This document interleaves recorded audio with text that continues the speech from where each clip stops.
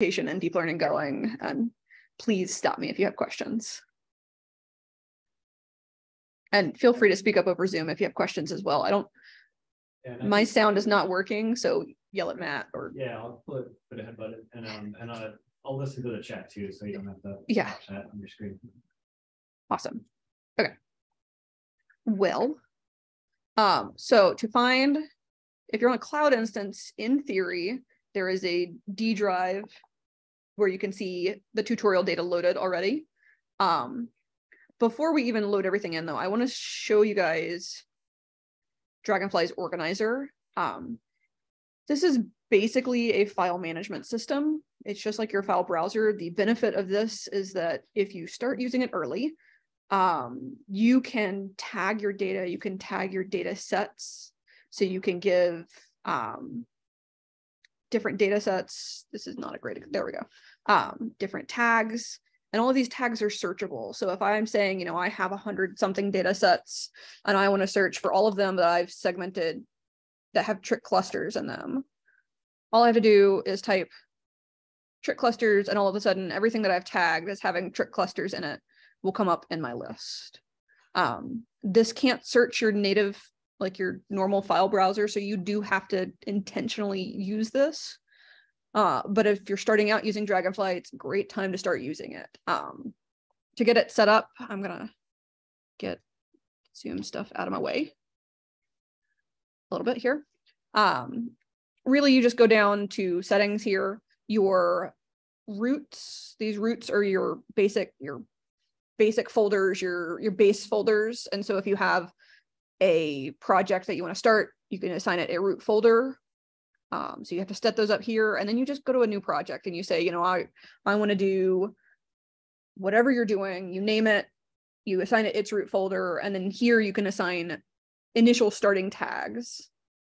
But you can always go back and say, all right, I want to work in, sorry, my connection is a little slow.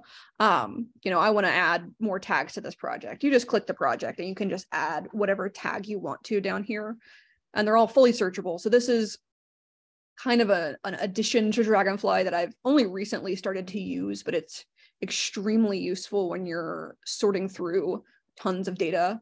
I'm currently going through 100 and something tomograms that I have segmented, and so being able to tag what is in each segmentation without having to open it up and look at it again is really helpful. So if you're going to be using Dragonfly a lot or doing a lot of segmentation, I really recommend starting to use the organizer and play with it.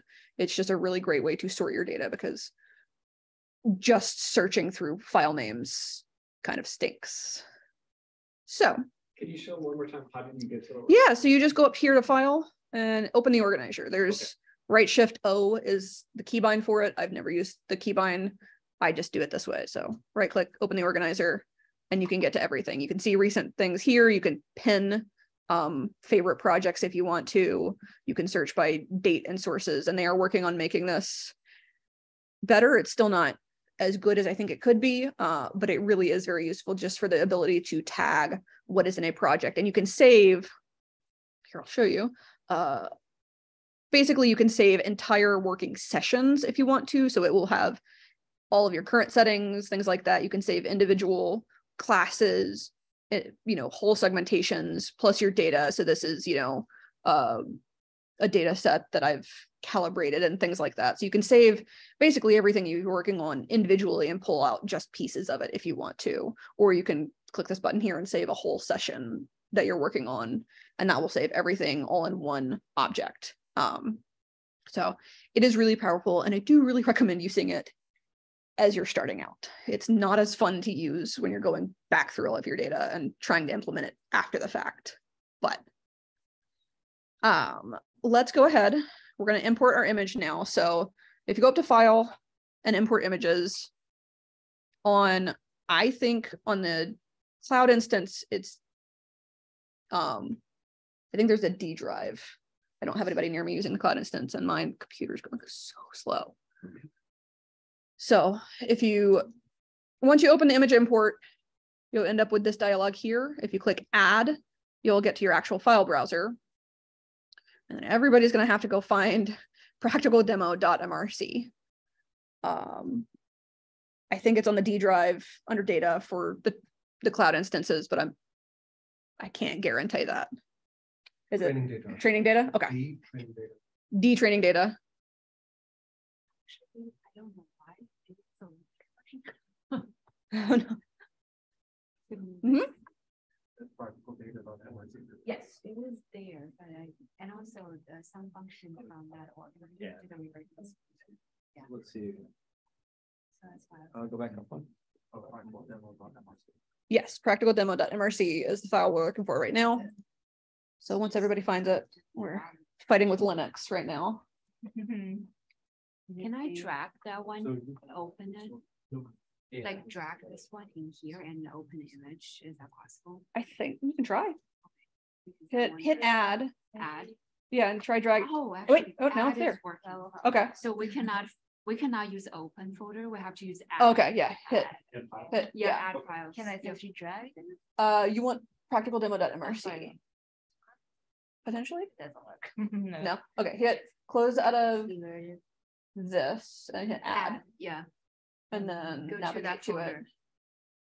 That is the question. So it's under MNT. Let me find it. All right. Sorry, we're working on getting the Linux versions.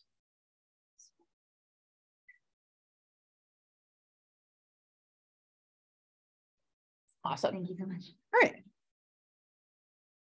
So once you get to the add dialog here, one of the nice things about Dragonfly is hit next down here on the bottom right. And it's going to just advance you a little bit. But from here, you can choose to do a bunch of things. So it's going to automatically read the header of your MRC file and input your pixel spacing. You can change this. If you're importing a TIFF, you're going to have to input this yourself. If it's not preserved in your header, you'll have to input this yourself. But it does very accurately read your header if it's there, and it will import everything. It's going to tell you, you know, how big your data set is, all of that. If for whatever reason you want to, you can invert across any axis here. You can invert the intensities here. So if you want to, for whatever reason, you know, change the intensity to the more traditional of white being your darkest or your most dense pixels, you can, even though we don't do that in cryo. Anything like that, you can do that from here. If you need to, if you're wanting to import multiple data sets at one time, you'd click import another image, which will send you back to the add page, and you'll do that. If you click, I'm going to go back just to show you. So if you have multiple images in this list here, it's going to append all of them together. So it's going to act like it's a stack of TIFF images and then import them all into one file together. So you can't add multiple MRC images this way, all in the same list. So you have to do, you know, go add, click your file, go to next, then you hit import another image, and then you have to go back through that again. If you want to click and import a whole stack of TIFF images, you can just shift click them all and import them all, and it will import into one TIFF stack. So that's, you'll figure that out the more you play with MRCs and importing them into this, but go ahead and click finish and your data will be imported into Dragonfly.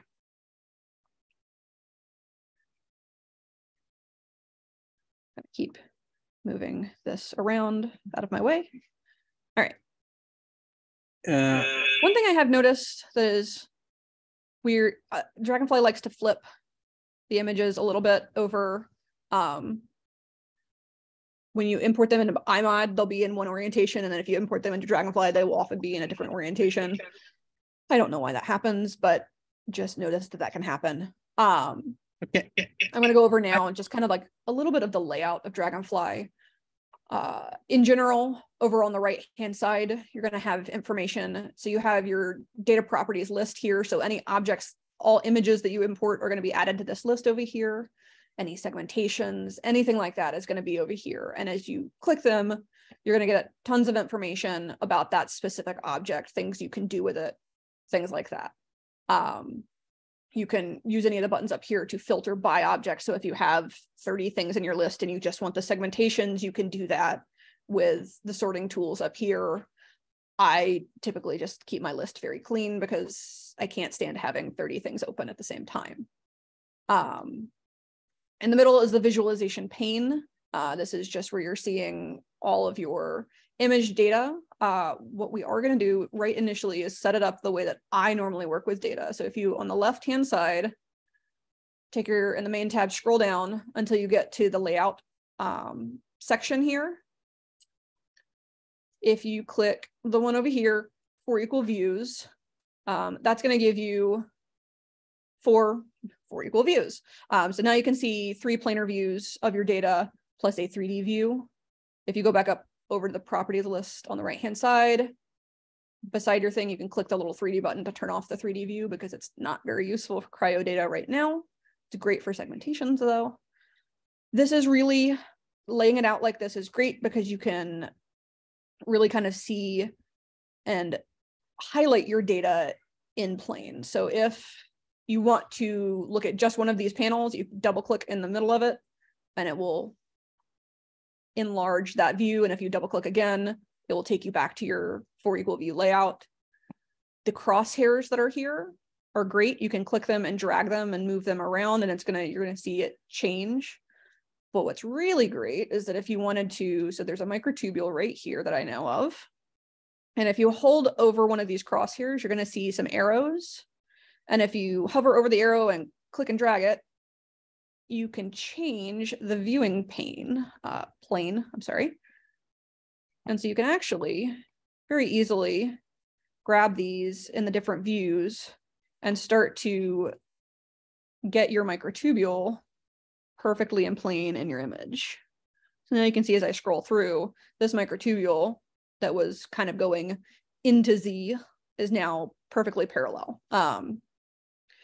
That's very nice for segmentation. So I really recommend kind of playing around with the crosshairs. You can change all of your viewing angles if you want to. And if you ever need to reset them, on the left-hand side, all the way at the very top, there's your reset views button that will send you right back to default and get everything right back to normal. All right, so continuing on with layout. Over here on the left-hand side are pretty much all of the main tools that you're going to need for segmentation, annotation, image manipulation, all of that. So all the main tools of Dragonfly are over here. It's broken up into 2 tabs. So there's the main tab that has things like contrast with the window leveling. There's the annotation tools. You can do image filtering from here. And then the segmentation tools are in the segmentation tab. From here, you can generate classes, paint them, do a lot of different manipulation with those, as well as once you have a model trained, you can segment with AI directly from here. So that's kind of general layout of Dragonfly. And now we're going to really kind of start with, unless somebody has questions, I'll stop and anybody has questions about playing around with this stuff right now. What I want to do is talk about kind of my workflow, the way I do things, and kind of best practices. When you're working with a bunch of different data in Dragonfly, potentially from different microscopes, from different data sets, things like that, in order to get further down the road, deep learning inference working, so training one model that will work on all of your data, the best practice is to calibrate all of your image data. In Dragonfly, this is pretty easy. Basically what it is, it's not normalizing your data, but it is putting it kind of all in the same intensity scale without changing the raw data beneath it. And this just really helps deep learning inference work really well. So to do that, So I just put a question in the chat to see if everyone did the window leveling, because I missed that stuff, but okay, to get the contrast. Oh, sorry, here I can show you the window leveling. So there's the window leveling tool. There are a bunch of different ways to play with window leveling. So you can change the sliders here if you want to. You can set it up, you know, if you mess it up really bad and, you know, like, oh my God, I can't see anything, you can always hit the reset window leveling. My favorite tool right here is just this little rectangular tool right at the bottom of the window leveling section. And if you click and drag a rectangle on your screen, and sometimes you have to find the right rectangle, it will automatically adjust the contrast for you. So I use that pretty frequently, where you can just, you know, say, all right, set the window leveling to optimize contrast here. But if you accidentally grab a fiducial, you're going to change your window leveling way too far. So I pretty much exclusively use this tool because it's just the fastest way of setting window leveling. You're not changing your data, you're just changing the intensity, like the range of the intensities that you're looking over. So that is the easiest way. Sorry, thank you for letting me, I skipped over that part. Yeah, sorry, I'll interrupt you every once in a while. Yeah, please interrupt me. Please.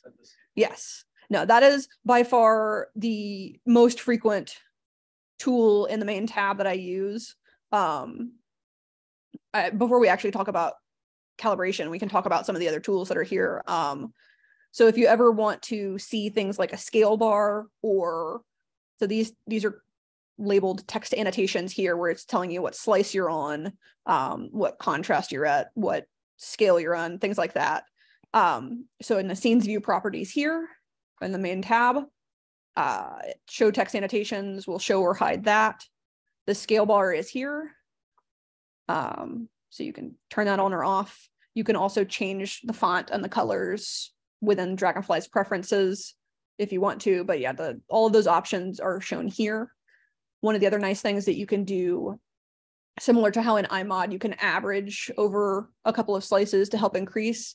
So in the view mode here, you can do slab average, and that kind of boosts the signal a little bit and helps see. You can't unfortunately control how many slices you're averaging over. I think it does 5, but it's a little bit better. And then if you want to change, if you prefer a different color background for behind your data, you can change that from here. I don't ever change that, but you can.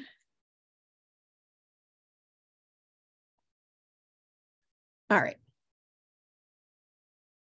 So I don't think there's anything else from here to go over just right now. So we will talk about image calibration. Image calibration is pretty easy in Dragonfly once you set up your own scale. It is very much a completely arbitrary scale. It doesn't really matter what you set it up to, as long as you calibrate all of your data to that scale. So you can make whatever scale up you want to. We usually do 0 to 1,000, just because it's easy, it's round numbers. To set up your own scale, you go to Utilities, and down 5th from the bottom, you select the Dimension Unit Manager. You can see I have a bunch of scales in here for different things I've done. To add a new one, you just go down to the bottom in the middle here and click the plus, and it's going to give you a new scale. So you can name it whatever you want to. We'll name this one tutorial data. Name it whatever you want. Doesn't really matter. Give it whatever abbreviation you want. And then you're going to click the blue plus on the right-hand side over here to create some standards. We go with signal and background, because all of your data has some signal and all of it has some background. And usually what we'll do is we'll set signal to 1,000, or not, sorry, background to 1,000, signal, which are your dark pixels, to 0. And once you have that set, you just click save. And now you have a new dimension unit. Yeah.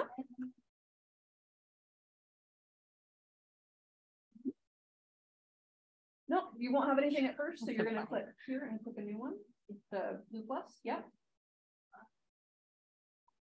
And you can name it whatever you want to. So give it a name, give it an abbreviation. Yeah. Yeah.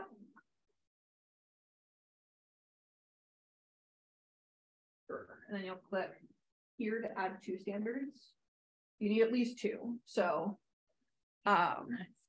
sorry, yeah, remoted into my desktop at home, so the resolution is great. So yeah, like I said, I set background to 1,000 and signal to 0. You could do background to 100. You could do 227 if you wanted to. It is completely arbitrary. It calculates the signal intensities from your data without changing the raw data. So if you swap it, it will actually, your tomogram would be white on black, right? Your signal would be white. Yes, it will calculate it and it will invert the intensities. Yes. Which you can always just reset the calibration. It's very, like I said, you're not changing your raw data at all from this. It's calculating based on the raw data while preserving the raw data as well. So once you have your calibration unit set up and you've saved it, you can close that window and then we'll actually calibrate the data. Do you have any progress bar for you to know it is actually doing that? Nope. So it's pretty instant. I'll show you in a second. So basically you'll right click your data set in the properties list here.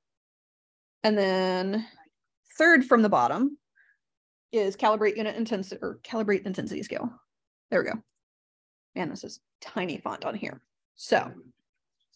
Oh, I see. So it will tell you. Yes. So yeah, find your dimension unit, and I have a bunch of them, so I have to find the one I just did. There we go. So there's a couple of ways to calibrate. You can just let it pick values for you. It's going to automatically try to set some values here. You can use the probe tools, and if you click, you grab one of these probes and you start clicking in the background, it's going to, as I click, you can see it's changing the values there for me. Or what I prefer to do is you just grab your, there we go. So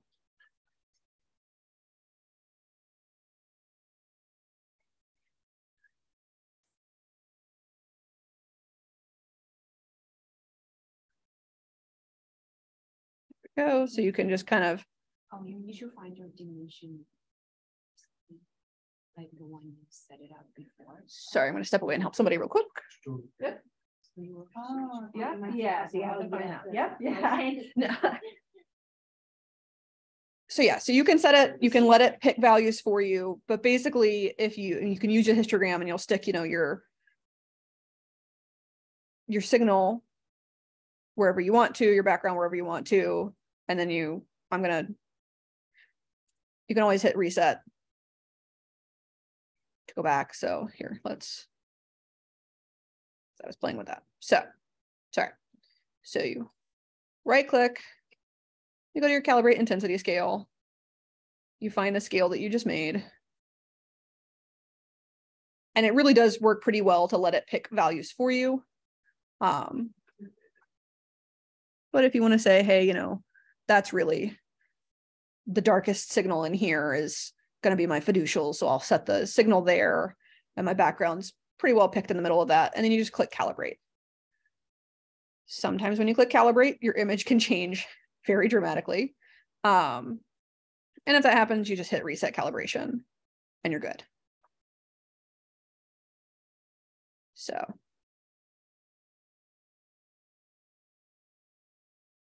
I don't know why that scale. I don't know if that's the scale I just made or not, but.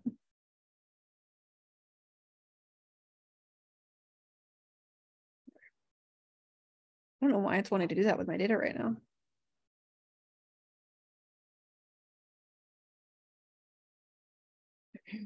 It doesn't help that my connection is so slow to my computer right now. All right, so once you have your data calibrated, I'm just going to keep playing with mine. Get the calibration intensity. There we go. The intensity calibration and constant. Yeah, it's okay. So if you go to your data in the right-hand list, so yeah, that's fine. So if you right-click practical demo, the data. Yeah, just in right-click that. And then down at the very bottom, towards the bottom, is calibrate intensity scale. Yeah. Never found. Yeah, no, you're fine. So once you have your data calibrated, like I said, it can change pretty dramatically. It can make it look black and white or terrible. Just go back to your window leveling tool and re-level it, and it will look normal again, I promise.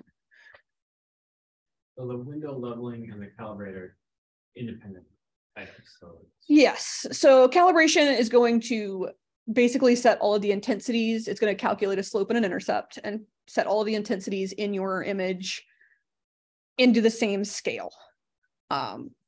different detectors, different reconstruction methods, you can have wildly different intensity values between data sets. And so calibrating them all onto the same scale really helps the deep learning. Window leveling is really just changing the pixels that you're viewing at this time. So neither of them change your raw data. The calibration is setting your image scale based on what the raw data is and calculating it. But again, it's very easy to go back to your raw data should you ever need to. Best case practice is to calibrate your data as soon as you import it. I will often rename my data set because it's not immediately obvious if it's been calibrated or not. You can always go, if you in your data properties list, if you click your data set, you right click it and go to image properties, you can see what unit it's been calibrated to here.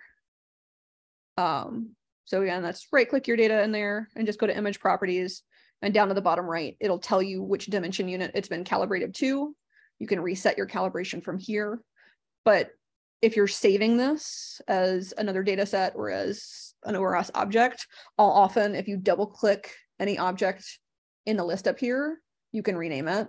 And I'll often just say, this is my calibrated data, just so that I can tell, because otherwise I forget. And so you will double click. Yep. So if you double click, yep. That's just the way I work. You can find best practices for yourself, and but that way you can save it. So if you're ever wanting to save, an image, so if you right click in the properties list, kind of down here, there's export.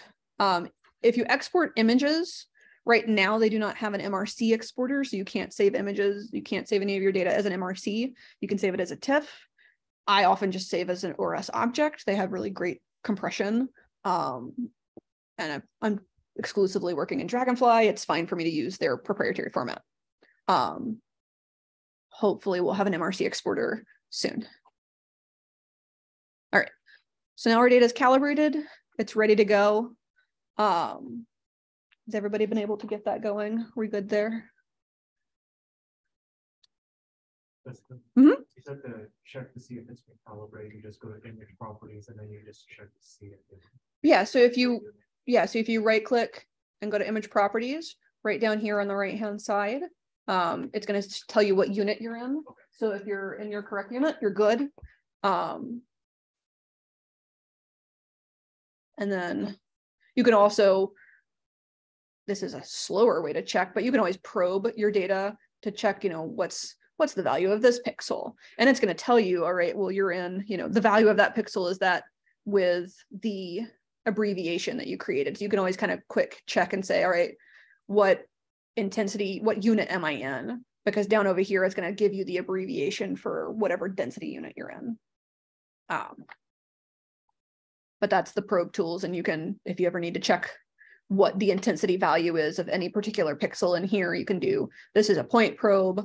You can actually do kind of a range. And so you can probe what the mean intensity or the average intensity of any given range of pixels of any in your data set with the probe tools. Where is that probe? So in the left-hand side, in the main tab, if you scroll down, there is a section called probe. Oh, here. Yep. And so those tools can be useful if you need to know what, the intensity value of any given pixel is. So, oh no. That's funny. Now it's. Okay. Here we go.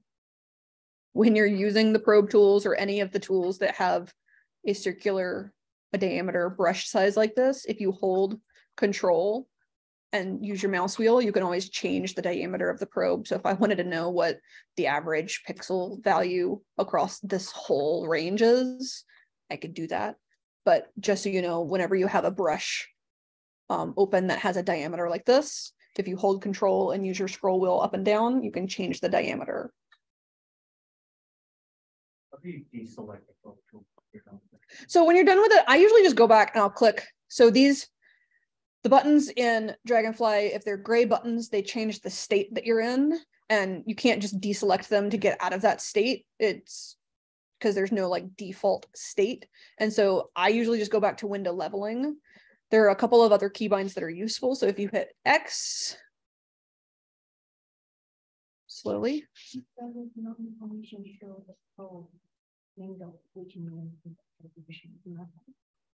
if you, here you go. So if you click, once you're in there, you just have to click everywhere. It won't automatically update. So okay. Yeah. Okay. Yep. Yeah. All right. So anybody have, so yeah, sorry, keybinds, that's what we were talking about. So if you hit X, that keybind will get you back into the track state. So you can always tell what state you're in the bottom left of the visualization pane. It's got, you know, I'm in the track state. So if I hit X, if I hit escape, it changes. And if I hit Z, this is the zoom state. So this, when you're in zoom, if you click and drag, it's going to quickly change your zoom. If you hit X, you're in the pan state. So if you click and drag, you can now move your data around in the frame. And if you hit escape, now you're just in the track state. And if you click and drag, you're going to move your crosshairs. If you click and drag in the center of your crosshairs, you're going to move your crosshairs, but you won't. If you click and drag in the window, nothing will happen. So you can always check what state you're in by just looking in the lower left-hand window. But escape, X, and Z are the three, I can count, the three most commonly used navigation keybinds for me, where if you need to, you know, quickly move between, all right, I want to zoom in over here, and then I want to move the data a little bit. So you Z to zoom, you hit X so you can move your data a little bit over, and then I want my crosshairs back. So I hit escape, grab my crosshairs, we're good. So those are just some quick navigation tips. And again, if you're ever in a state where you've moved your crosshairs, you're not quite sure where you are in your data, anything like that, at the very top of the main tab in the manipulate, if you hit reset, it's going to reset everything back to default. You just imported your data visualization. It's not going to reset your calibration. It's not going to reset your window leveling. It's just going to reset your position, essentially. All right. Okay.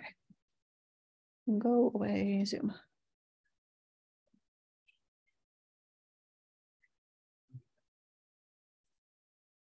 Mm-hmm.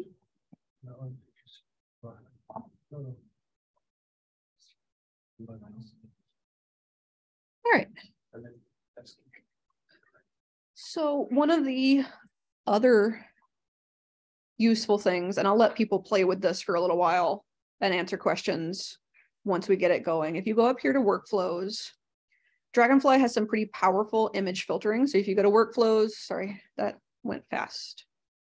So up here in workflows, oh, and now I made my computer mad. Image filtering, it's going to open up their plugin for all of their image filters. And yes, so it's opening up a new window and it's going to look totally different now. So you'll be able to see your data over here on the right-hand side. It didn't show up because yep. So if you click the eye next to your data, now it's going to show up in the visualization pane. This will kind of reset your window leveling. So if you move the image filtering box just a little bit, which in yours, I think ours you is might part of the window. Oh yeah, yours is part of the window. So if you go, there's a window leveling section down there. Yeah, so you can find that window leveling tool and just kind of reset your window leveling again so you can see your data again. This image filtering is a really great way to kind of prototype image filters, see what works best for your data, play with it without having to filter your entire data set every single time. So you can just apply this to a slice of your image and preview what's going to happen. You can build a filter stack. So if you want to try, 3 filters in sequence and see what happens to your data, you can really quickly build that from here. So to start, if you go up to where it says no operation in your image filtering tab, you're going to get all of their filters here. If you hit the first letter of the filter you're looking for, so if I'm looking for histogram equalization, if I hit H, it's going to start, and if I keep tap H, it's going to scroll me through each filter that starts with an H until you find the one you're looking for. So that's a quick way to find something in your list.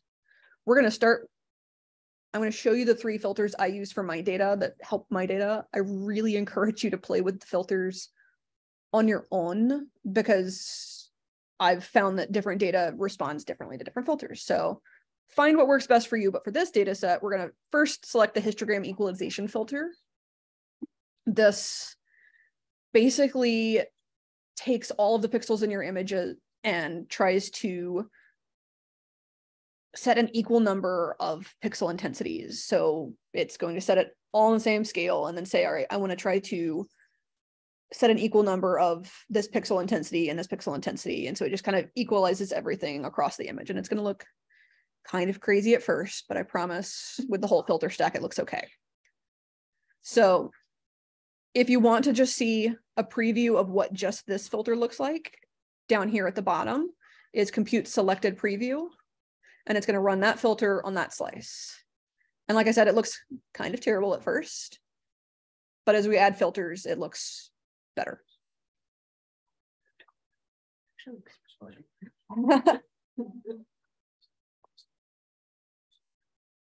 right. Is it possible to get these filtered images and just save it as like a 10? Yes, absolutely. So it's going to, so you can generate either just the final filtered image, you can generate a data set for each layer of filtering, but you can always export them as TIFFs. Absolutely. So I love playing with this and trying to find new filtering protocols that work really well. Yeah. Yeah. Once you build them up, they look okay. For things that have been passed through cert like filters, histogram equalization does not work well. So I don't recommend using it for anything that you've either cert reconstructed or reconstructed with a cert like filter. We have not done that with this data, so this works great. But to add another layer of filtering, down here at the bottom, you click add operation. And now it's going to give me,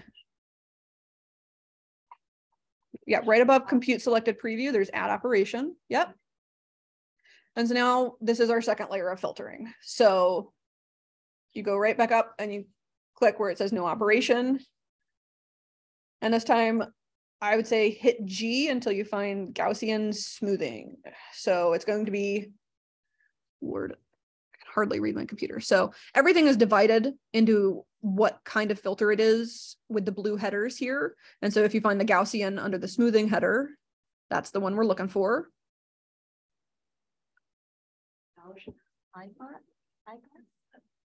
Hit G one more time. There you go. Right there. Yep. Yep. Gaussian under the smoothing section. The Gaussian filter has some settings that you can change. So you can either do a Gaussian filter with a 2D kernel or a 3D kernel. I prefer doing the 3D kernel just based on a bunch of different iterations we ran. We use you can change the kernel size as well. So you can get dramatically different results based on kernel size.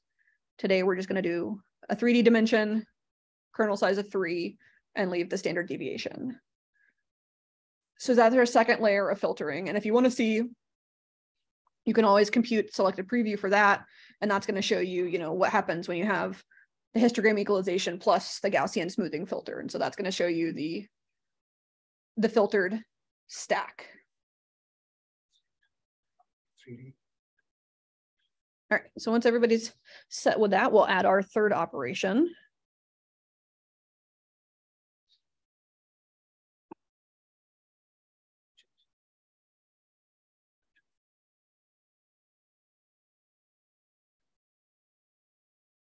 Awesome, you're fine.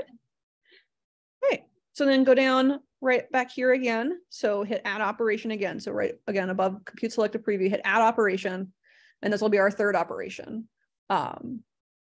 This one, unfortunately, is named unsharp, but is a sharpening filter. So hit U until you hit you find unsharp in the sharpening filter. Terribly named. And this filter basically takes your whatever input it's given, creates a slightly blurred version of that and uses that to detect edges. And then it will selectively increase contrast along edges to help resharpen your image. So since you've smoothed it and made it slightly blurry with the Gaussian filter, this really helps bring back some definition into your edges. This is also, I use a 2D dimension for this, so you don't have to change anything with this. And then you can compute the selected preview just to see. This one takes a little bit longer because the full filter stack, even though it's only computing on one slice, is a little bit more computationally intensive. And while that's running, I can point out that when we click apply, if we don't change anything, it's going to output 3 full data sets. The first one is going to be one that's just been filtered with the histogram equalization, one that's been filtered with histogram equalization plus the Gaussian, and one that has all 3. So if you don't want 3 new data sets, you can always say, you know, all right, I'm going to get rid of. Oh, so you just click. Yep. So you can click the X right here to the right, and that will ditch that data set. So if you, you can tell which one it is, which, because they're named, it appends the name of the filter to the end of it. So that's, now you're only going to create the one data set that's been filtered with all 3 of your filters. So if you click apply and let that run, it'll take a few minutes. The beauty of this is once you've landed on a filtering protocol that you really like, you can create a preset for it. So you don't ever have to come back into this window. You can just select your data set, say filter with this protocol, and it's going to filter the whole data set and give you a new data set that's been filtered. So the one like, so this one would be, so all of them are populated on here. Yes. Yep. And they're going to stay there. It's going to be put into your main Dragonfly workflow now. And so you'll have the full data set, the full filtered data set saved in there. Oh, so there's 2 windows you can actually select which one. Yes. So this when you click in this window here, the left-hand panel, you can see which data set is selected. And if you click over here, it's going to change that. All right, now this is the one that's visible. And so you can select which preview you want to see. But now, since I just filtered the whole thing, you can see the full filtered data set. And you can see that it's pretty significantly increased contrast in here. The benefit of doing this is I find that filtering my data makes it much easier for me to hand segment and pick out features and things like that. You don't need to train a neural network on filtered data though. You can actually use the filtered data to help you make the training set, but then you can train on just raw data. What is the pixel size you would recommend us for the broad tomograms for training? Okay, so the question is, what's the pixel size that I recommend for, honestly, whatever you prefer. I have trained on 4K data before. I would recommend not doing that. The pixel size, like a 4 angstrom?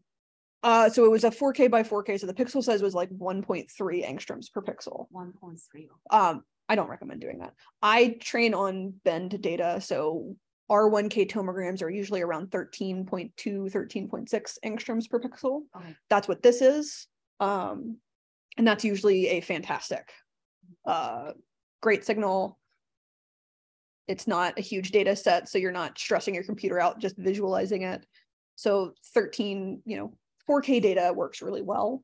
I've done training on 2K data as well, so usually closer to 8 angstroms per pixel or 6. That works fine as well. The bigger the data set itself, obviously the lower your signal you're going to see, so it's much harder for you to see stuff. So I really recommend 2K or 4K at least to train on. But once you've got a filter protocol that you're happy with, so like I said, I really recommend playing with all of these filters. I'll show you how to get to the Dragonfly's documentation so that you can read what each filter does and play with filters, because they have pretty extensive documentation to tell you what each filter is doing, what each setting for each filter is doing. And once you've built a filtering protocol that you like, before you close out of your image processing window, up here on the left of the image filtering section, there's a save ops button. No, you're fine. So you can choose to save it for current user only. If you're on a multi-user computer, you can save it for all users of the Dragonfly instance. Give it a name that you're going to remember so you know what it is. The name is really just for you to easy find it. Once you click the name, I'll show you that it's going to tell you what filters are in that filtering protocol. So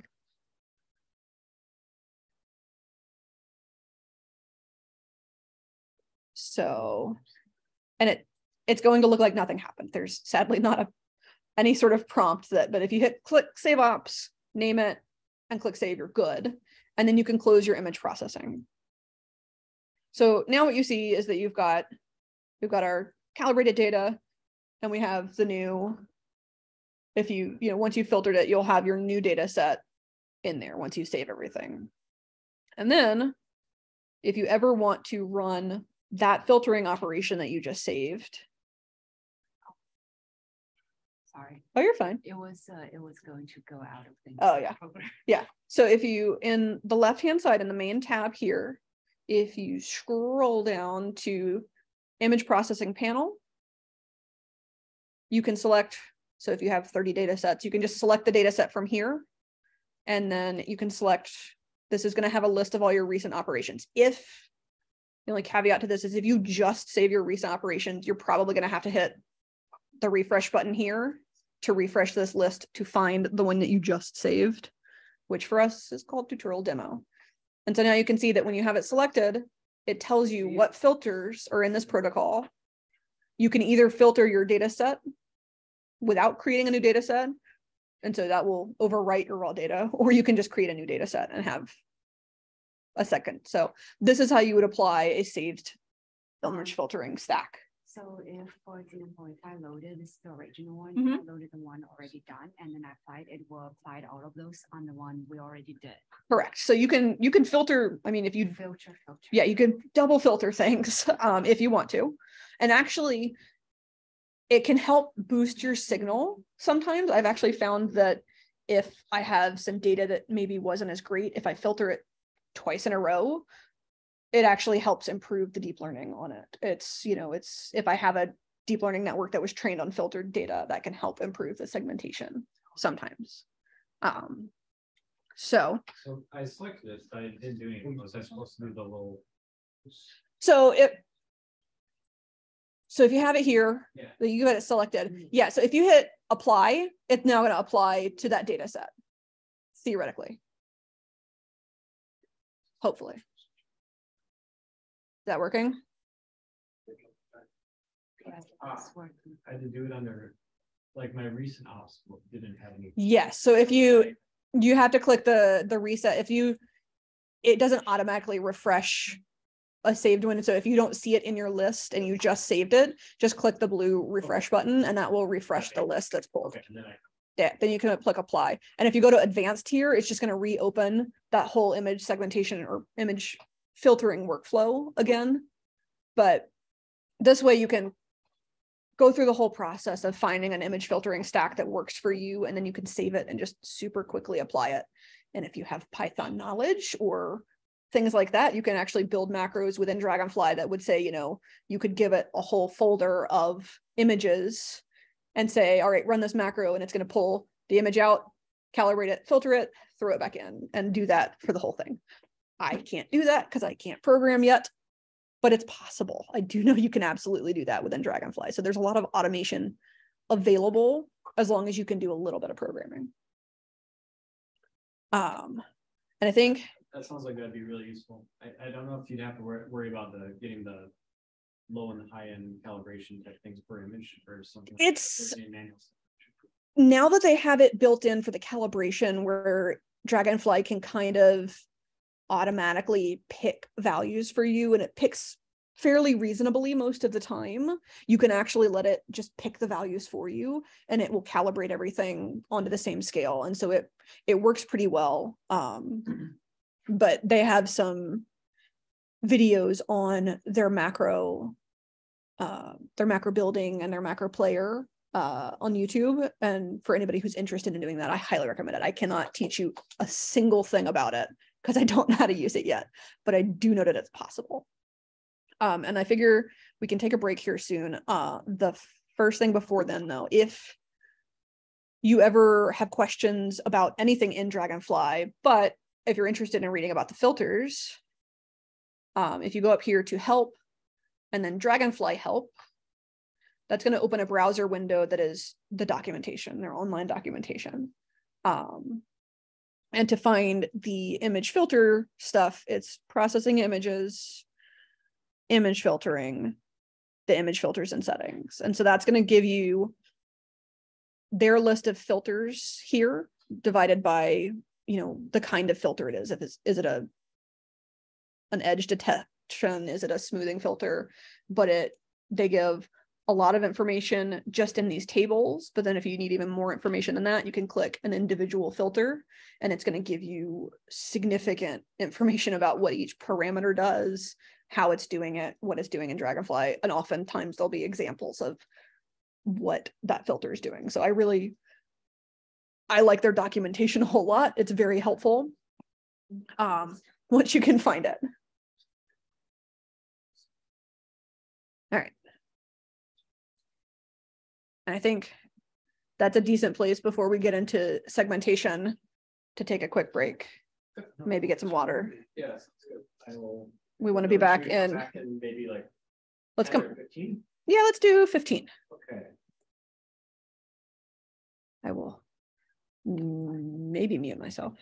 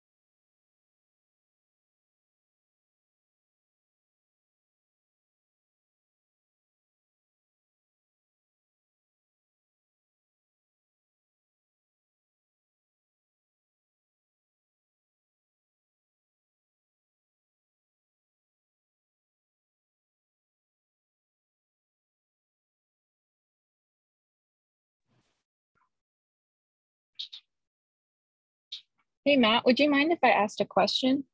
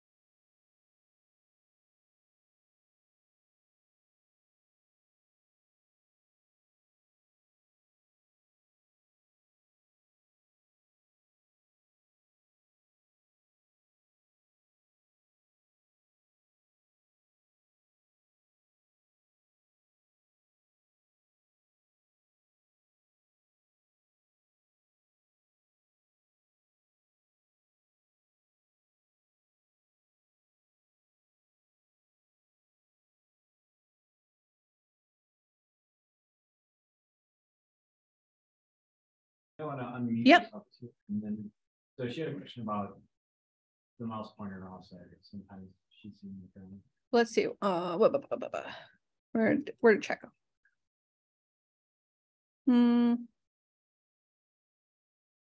Where's that question?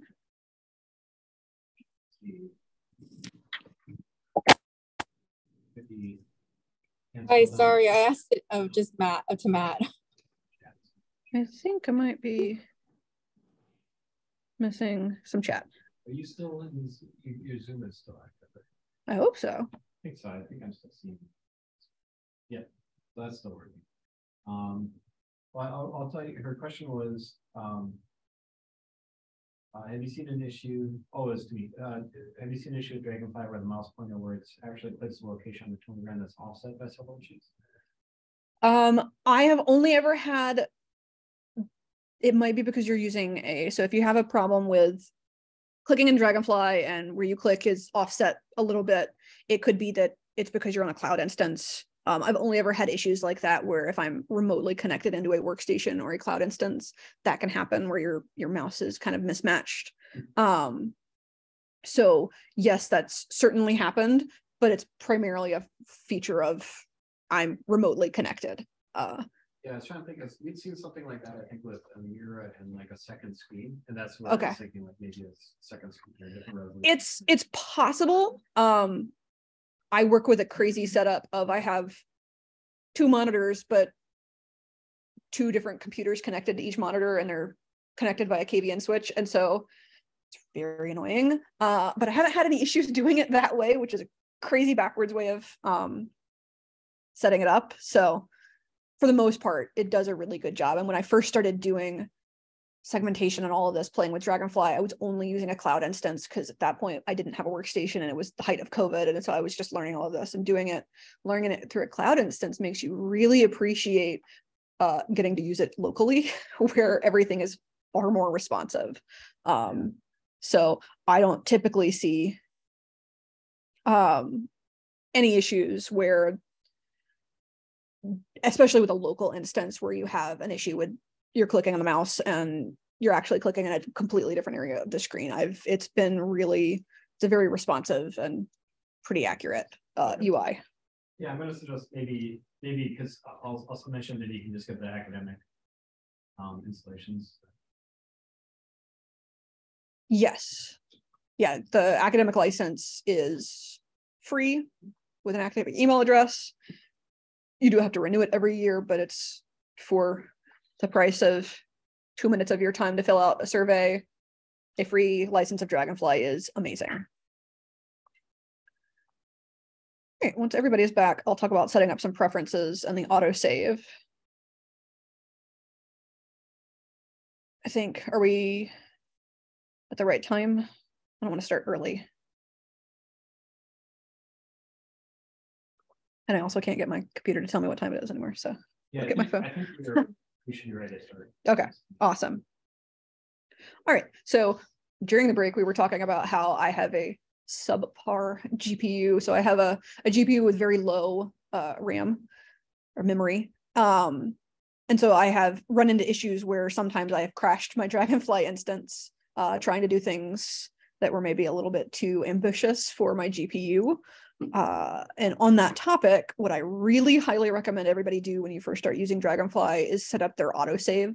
It is not set up by default, but if you go up here to File, and then down towards the bottom, you click Preferences, you're going to end up with all of your preferences. And I mean, you can set up basically everything. There are just ridiculous amounts of configurable actions. You can set up colors and fonts and a bunch of different things from this. You can also set up your default units. I think default for Dragonfly is micrometers, so microns. But if you work in cryo space, you typically do angstroms or nanometers. So you can set that up here.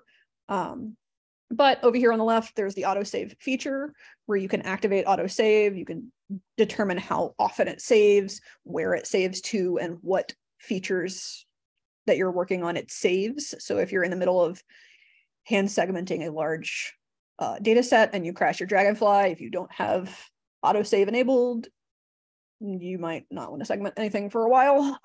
So I really recommend setting this up when you start using Dragonfly, just to save yourself some trouble. Dragonfly really overall is an extremely stable program. The crashes that I have experienced really have been a function of the fact that I don't have a great GPU in my workstation, and so I have capped out my VRAM and occasionally run into some crashes. So that's just a pitch for preferences and autosave.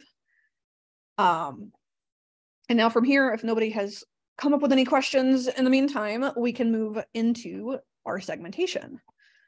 So before I start the segmentation wizard and the deep learning stuff, I'm going to show you how to do segmentation outside of the deep learning training. So if you go up to the left here to the segmentation tab, this is where you're going to find all of your tools for hand segmentation, for kind of automatic manipulation of some of your segmentations and things like that. To create a segmentation object in Dragonfly, it's called an ROI, a region of interest, or a multi-ROI, which is an object that contains multiple classes. So very top thing, if you go to ROI tools and click new, that's going to generate your first just single ROI. So we'll do both an ROI and a multi-ROI just so you can see the difference. You can name it whatever you want. The geometry.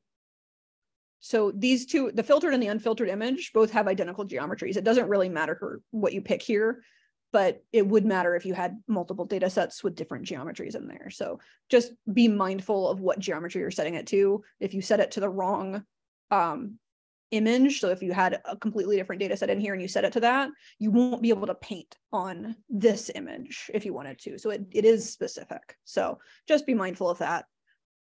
So if you hit OK, it's going to create and it's going to add a new object over here in your list. And so this is your ROI. Right now it's completely empty. You can see how many voxels are labeled in it over here. You can, set it. You can see a bunch of different information about it, but right now it's totally empty, so there's not a lot to show. Did you do the single or the multi? I just did the single right now, so if we go back over to new. Oh, my computer is. Okay, there we go. If we hit new again, and testing, name it whatever you want. Again, currently all things have identical geometries. It doesn't really matter. But now if you click create a multi-ROI, it's going to take away that color option and give you a classes option. And so you're going to select how many classes you want to be in this. And classes are going to correspond to however many features you want to segment. It doesn't really matter what you pick here. You can always add or remove classes later. But keep in mind, if you're doing this for deep learning, you do have to add an extra class for the background. So that's considered a class. So you need the number of features plus a class for the background. So I know just from segmenting this data too many times that there are 9 different features that I want to segment, or 8 different features plus my 9th background class. So if I hit 9 here, it's going to automatically generate a multi-ROI over here. And if you look down here, there's going to be a list of colors, labels, and a bunch of blank names where you can see this is going to be your multi-ROI. You can always change. If you want to change the ROI color, you go up to just the ROI and you click its single color. If you want to change the colors in your multi-ROI, you click the multi-ROI and you change those colors from in here. You can always show or hide anything. Again, these are all empty, so you're not showing or hiding anything, but the little eye is your visual, your indicator that it's a visible or an invisible object right now. Does that mean that like a multi-class that has 9 classes is the same as 9 single classes? Yes and no. So you can't train a network with 9 single ROIs. You have to give it a multi-ROI. But you can always do 9 single classes if you want to, and then combine them into a multi-ROI. And to do that, all you do is you would have all of these, you'd have 3 ROIs, you'd control click all of them. And if you right click, there's an option for create multi-ROI from ROI right here. And basically what that's going to do is just going to combine them all into a multi-ROI. So you can go back and forth between an ROI and a multi-ROI if you want to. So if you take a multi-ROI and you right click it, down here, there's an option for extract ROIs, and that's going to give you all of your single classes as ROIs. So you can go back and forth between them. Just know that you have to give a multi-ROI to deep learning. So does it matter for the deep learning, like you have to use a multi-ROI because yes, background counted as one of the class? It's just the way their UI is set up so that you have to give it, I think it's just so you're not selecting, 9 different ROIs. You just give it a multi-ROI that's got all of your classes labeled in it. And including the background. Yeah. So basically you'd assign one of these to be background. Okay. And I'll show you how to quickly add background. So now that you have your segmentation object set up, you can get rid of anything by if you click it. So if you click your single ROI and you click delete, just to clear it out of the list, we're not going to need it. So I just wanted to show you it. When you click your multi-ROI and you see your list here, usually what I do is I go through and you can double click under the name and you can assign them names. So if you say, all right, this is microtubules, and if you could spell it, not that anybody can read my screen anyway. So I go through and I pre-label everything. It doesn't really matter if you do it before or after, as long as you know it's what. That's great. You can set up different default colors to start with. So if you have, by this point, I have come up with a color scheme that is standard for us. Microtubules are always dark blue, Actin is always green. So you can set up Dragonfly to automatically generate a multi-ROI with a set of colors that it's going to generate. If you don't like their default colors, which I didn't like their default colors, so mine are all changed, but that's just a preferences thing that you can set up in the preferences options. Once you have, it doesn't really matter what's in your classes. I'm just going to show you some of the tools right now. So if you click one of the classes in your list, and then you go back over to the ROI tools, to the segmentation tab, and if you scroll down, so ROI Painter, these are your hand segmentation tools. So these are your brushes that you can use to paint and erase. So to paint, you hold Control and you click and drag, and you're going to paint. And that's with the full brush, that's going to paint all of the pixels in your image. To erase, you hold Shift and you click and drag. And once again, if you need to change the diameter of your brush, if you want to make it smaller or bigger, you can either hold Control or Shift, it doesn't really matter. And you scroll with your mouse wheel up and down, and that's going to just quickly change the diameter of the brush that you're using. So you can really quickly switch between classes that you're painting, brush sizes, things like that. I very rarely use the full brush. You can use it pretty quickly in combination with, sorry, I'm looking up on the screen to try to see it. So if you scroll up a little bit more again, so in this range section, if you click define range, you're going to immediately notice that your whole picture changes color. And what this is doing is this is basically setting a threshold. And so as you take this slider down here and you click and you drag it, you're going to start to see eventually different pixels are highlighted. And with define range on, now only pixels that are colored are going to be painted. So if I wanted to paint, if I hold Control right now, whereas before I was painting, just a full line, now if I paint, I'm only painting my highlighted pixels. That can be very useful. It's useful for higher contrast things than cryo data. But just showing you that tool is available so that if you wanted to, quickly paint all of the very highest contrast things, if you can isolate them, you can actually pretty easily paint every single fiducial in your image if you want to, by highlighting just those intensity pixels, just the very, very highest. Well, we're at cryo, so we're the very, very lowest intensity pixels. You can quickly paint just the fiducials if you really wanted to. There are some other more useful tools that I prefer for cryo data, but I do want to show you that. If you ever need to clear out an ROI or something quickly, you can right click it in its list and click clear class, and that's just going to dump everything out of it. Yeah, I was having trouble painting too. Oh, is it not painting? Okay, so for Linux, sorry, really quick. Yeah. The cloud instances, we're not going to have this problem. If you go up to preferences, go to file, preferences, go to configurable actions in that left-hand list. Yeah, right there. And just hit restore to default down at the bottom. Oh, Right at the bottom, yeah. Hit restore to default, and now it should work. let's try. Thanks. I don't know why that's a thing, but that's a thing. That is only a thing for Linux and only for new Linux installations, but that's the fix for it. So now you can, you know, if you want to, you can define a range and paint.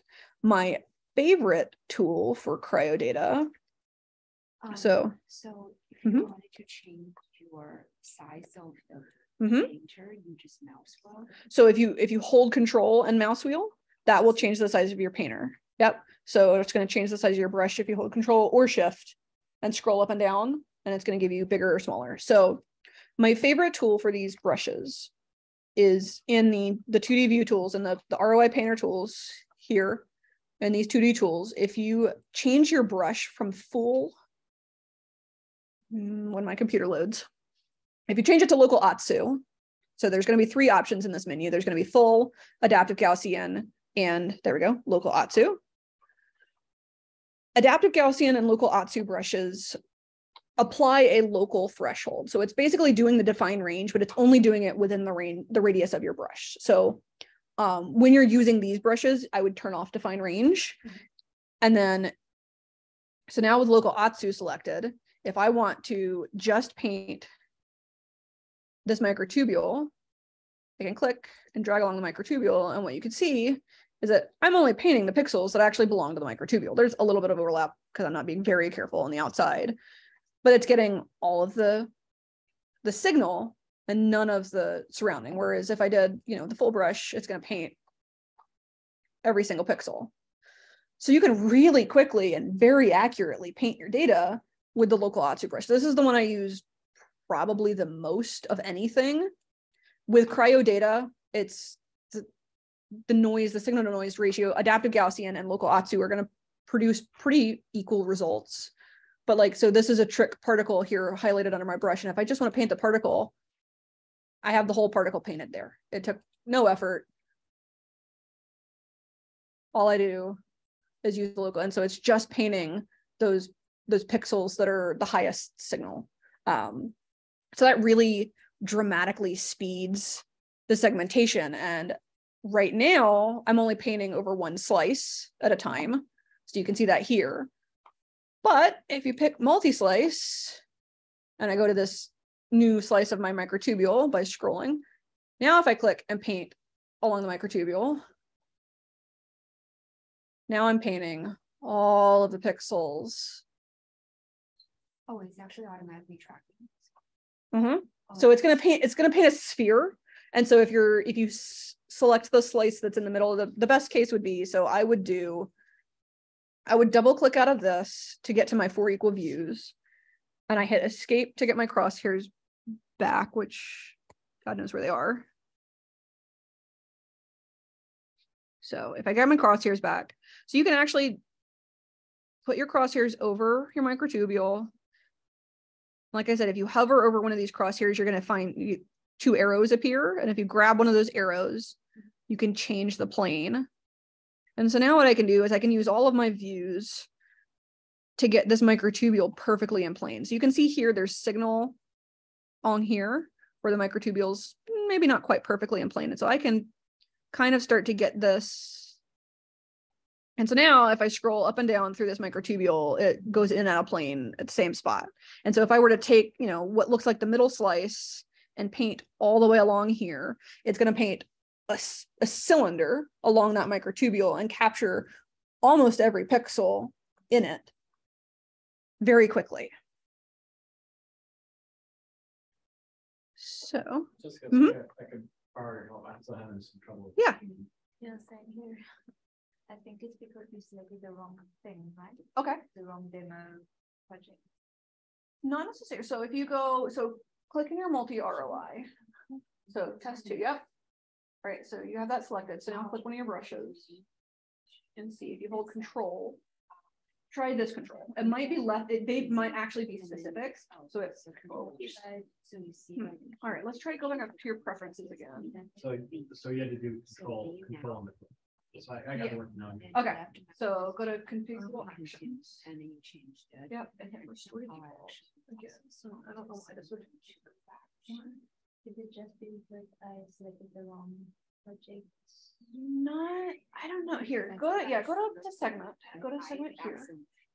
And let's, if you scroll away to the top of this. I was trying to find that there was one. Yeah, hit new again. It's reset to. And we'll make a multi-relay. Yeah, hit. Select your geometry as the Gaussian, hit down, yeah. And then Yeah. do whatever, hit create a multi-ROI. Just left mouse and then click and. So now that one's automatically selected. Select one of your classes. And then grab your brush and let's see. And then this is. Oh, I see. Hold on. Maybe it's because because I don't know how I can flip it back. That's why I thought maybe it should be the same. What? It is. Oh. The back. Yeah. Really. Yeah, go to new, yeah. Thank you. Somebody text. And then it is. Yeah, try that. Yeah. It is, she's supposed to do that. Oh, okay. I opened it. Yeah, I don't know why it's not seeing the other two in the list, but yeah, if you do that. Oh, you don't have one of those. Maybe. Interesting. And I know. Huh. I had to do something. Interesting. Let's see. All right, let's. I think it's. So, I don't know, so this can go here, there's a flip, like flip horizontal and vertical. Yeah, I'm still trying. I don't know how I got, how to get it back in. Yeah. I know. Usually you double click it, but I don't want. Yeah, it's not. It doesn't want to. It's fine. All right, so. If you want to test anything, I got that set up at 35 degrees. Oh, yeah. All right. Can we So wait? that's done. Sorry. Yeah, I just wanted to know if it's done. Oh, cool, thank you, yes, I will test it. Sorry, you texted me?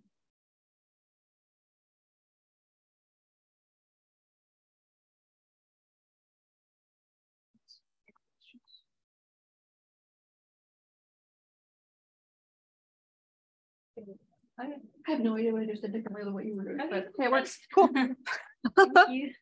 All right. So, okay. So those are the most commonly used tools. If you're ever working with like FibSim data, I've seen that's got some better, contrast, things like that. There are a couple of other interesting tools that Dragonfly has that can help. So if you scroll down into it's still in the ROI Painter section. So there's a bunch of other tools in here that are all for segmenting data.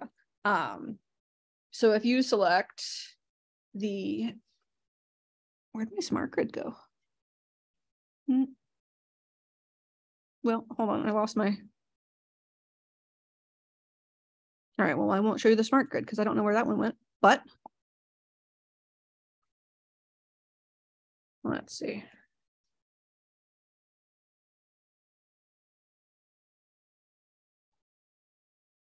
All right, well, there are other tools here, sorry, that are currently not working on my computer, and I don't know why. I think I'm still connected to my computer. Yeah.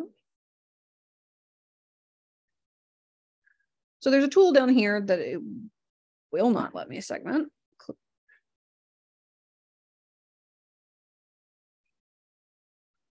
Really don't know what's going on. Okay, well, this tool right here that's highlighted under my mouse is called the freehand tool. And if you click and drag with that, what's going to happen is it's going to take,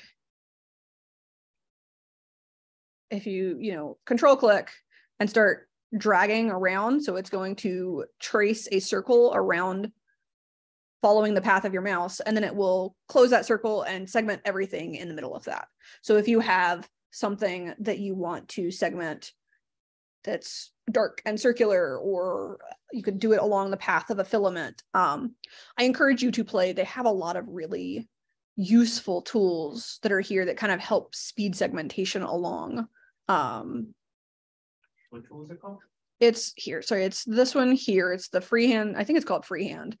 It will not let me select it right now, and I don't. Yeah, it doesn't allow. Okay. Maybe it doesn't like this data set. I'm not sure.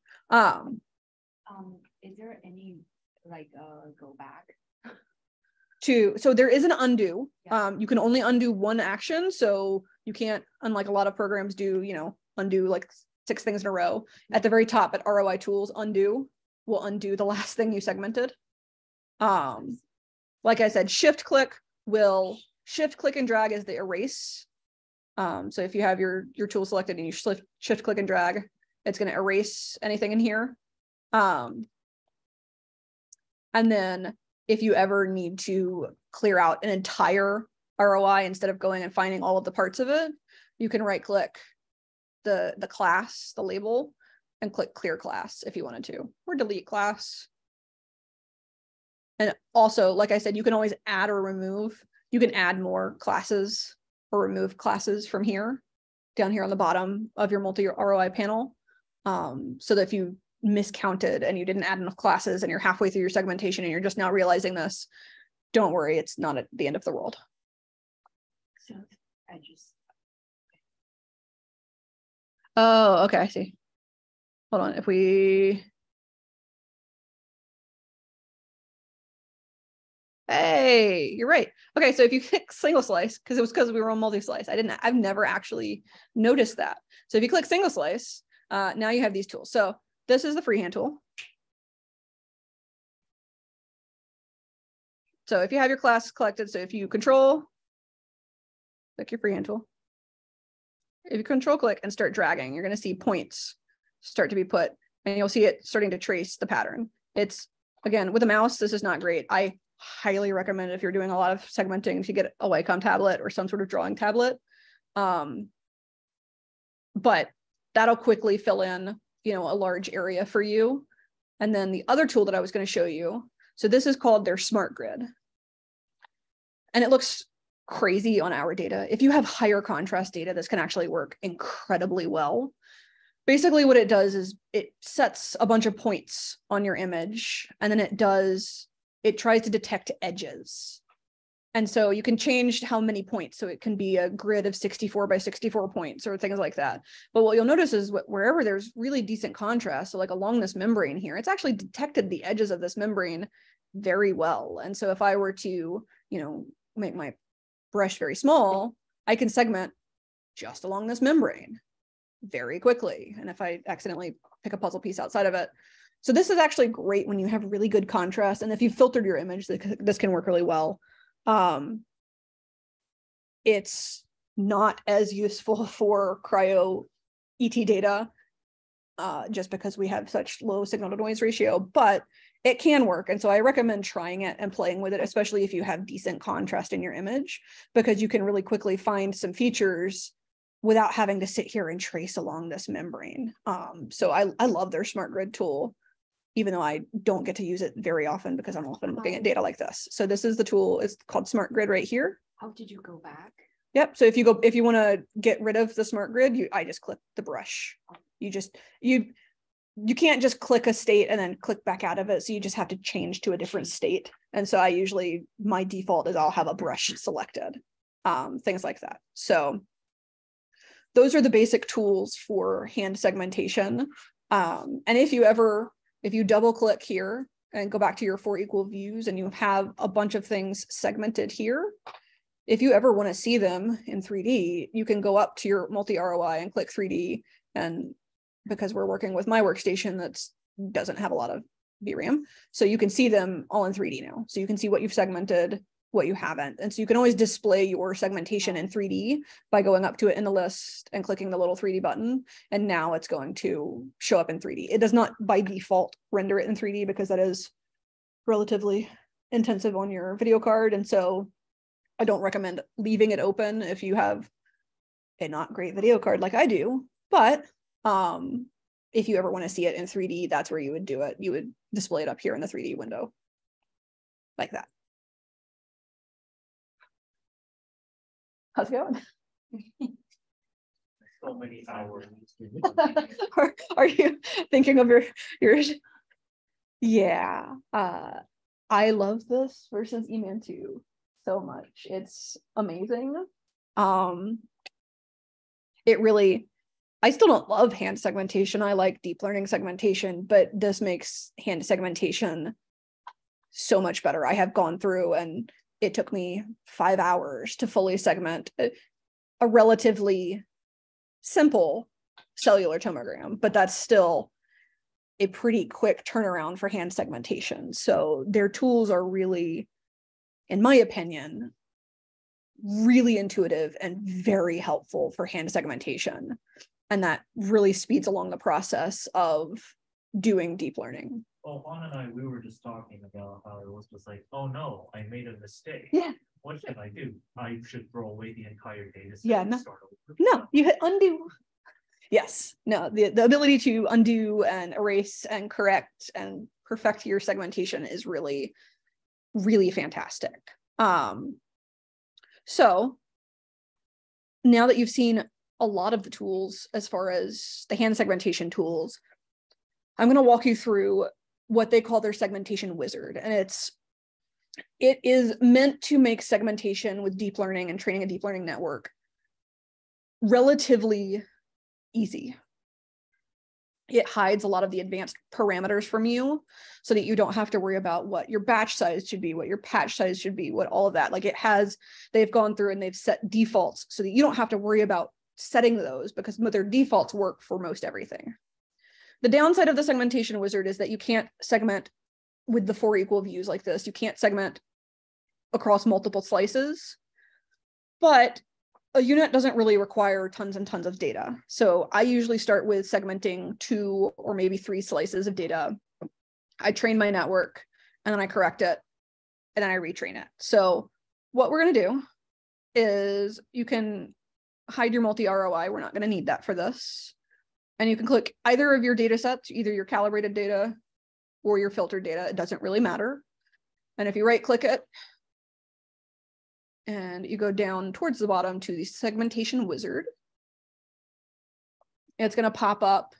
It's kind of, I think, 4th or 5th from the bottom. Yeah, there we go. It's going to pop up a window and ask you to select an image. It doesn't matter which image you select. If you hit the plus button, it's going to automatically select the other image. So this is going to load both your filtered and your unfiltered data into the segmentation wizard. So make sure that you have your, both images set up in there. It should automatically, it doesn't matter which one's image 1 or which one's image 2. It has to have 2 images. It does not have to have, you can just do 1 image. This way you can segment with the filtered data, which is easier to see all the features. And then you can train on your raw data. And so you can have a network. So now you don't have to filter all your subsequent images. So if you train a network on filtered data, you need to segment only filtered data. I see. But if you do it in the opposite way, if you segment and give it your ground truth with this filtered data and then train on raw data, you can just apply it to raw data as long as you calibrate it very easily. And so that way it kind of eliminates a step for you where you don't have to filter all of your data sets. You're only filtering the one that you need for training. So once you have both of those set up as image 1 and image 2, it doesn't really matter which is which.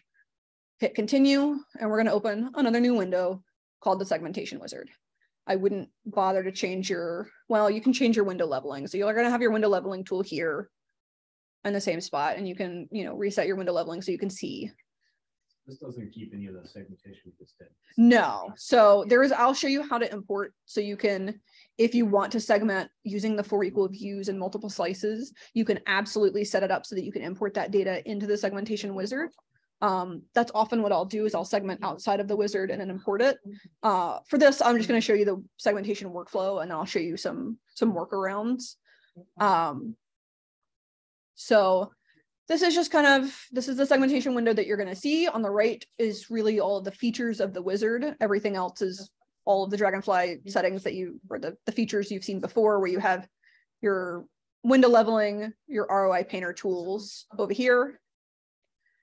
And over here, you have your 2 images that you imported. For right now, I uncheck the unfiltered data and select the filtered data so that all you're seeing in your visualization pane is your filtered data. We'll reverse this when we're ready to go train. But to set up training data, scroll through your image until you see a slice that you like. It should have most of your features in it. When you find a slice you like, in the middle panel here in the frames section, click the plus, add new frame, and that's going to be your first training frame.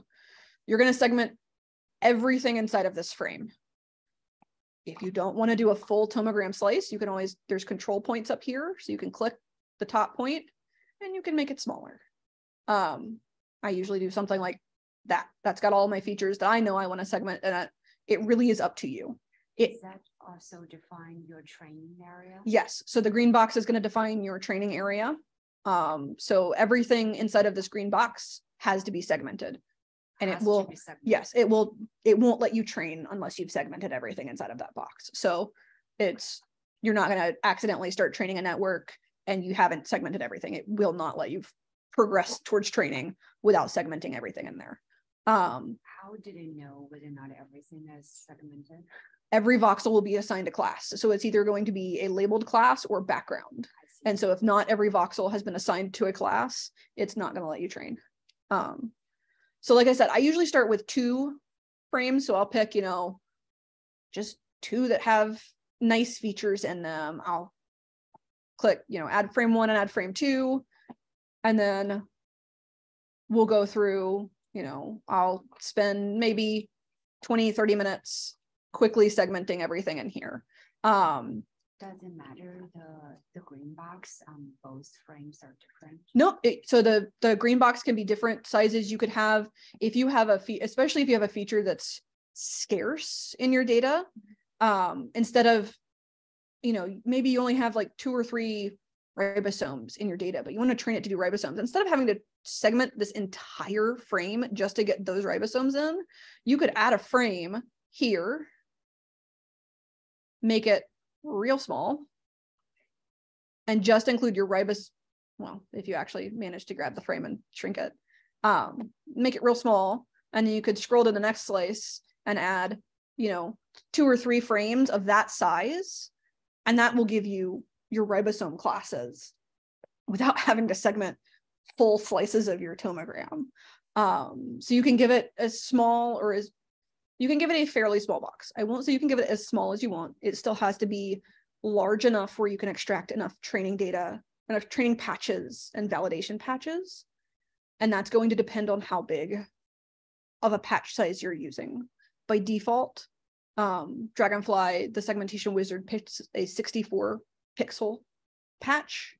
And so you can always check if you want to and say, all right, well, how big is 64 pixels? All right, well, in my data, I'm going to go over here to the ROI painter.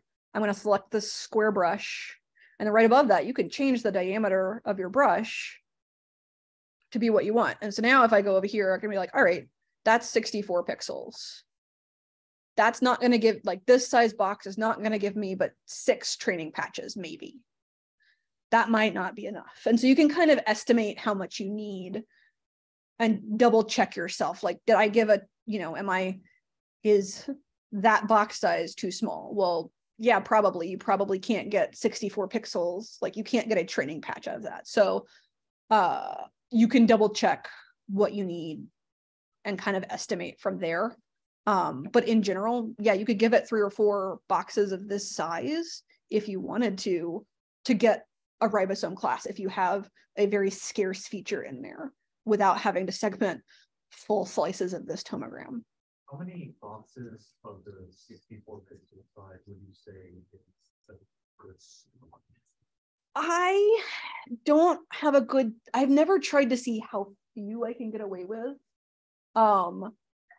A 400 by 400 voxel patch is generally pretty good. So I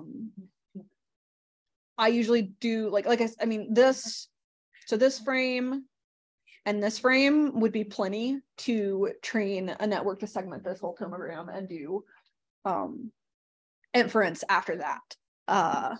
It might not be enough for other data. It kind of depends on the frequency of your feature. So if you only have a few particles of what you're looking for in this slice, probably not going to learn very well to find that in other data. But I would say 400 by 400 is a decent start, but you could probably push it smaller if you really wanted to. I just haven't experimented with that much. So that's kind of that. Basically from here, what you would do is you would take your tools, and if you guys want to, we can go through and I can let you segment every slice of this. I don't think you want to do that. So we will import the one you already did. Yeah, so I can show you how to import the one that I've included in the training set, and we'll kind of crop it down, and I'll show you how you can use that, and we'll kind of play with some of the tools. But this is how you set up training data. You select frames, you add however many classes you want, so you can add more classes. And then how did you assign the background, I guess? Yes. So if, say, I was doing all actin and I have all of my actin fibers segmented, and I say, this is the background. If I right click this one and I say add all unlabeled voxels to class, it's going to take everything in there and it's going to say, all right, cool. Oh. Everything else is background. Okay. Isn't it great? So that's a really great way to quickly, I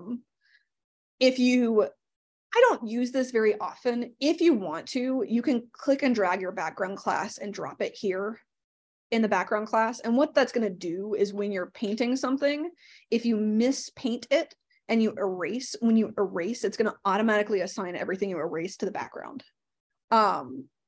It can be useful when you're correcting data. I don't use it as often when I'm just segmenting training data. But that's what happens when you do this. It takes this pixel, and when you're erasing it, it converts it to background pixels. And I'll show you, once we have the full multi-ROI loaded in, I'll show you how to really, really, really quickly correct segmentations. So once you have your training data set up, you have all of your voxels labeled, you've assigned everything that you hadn't labeled to your background class.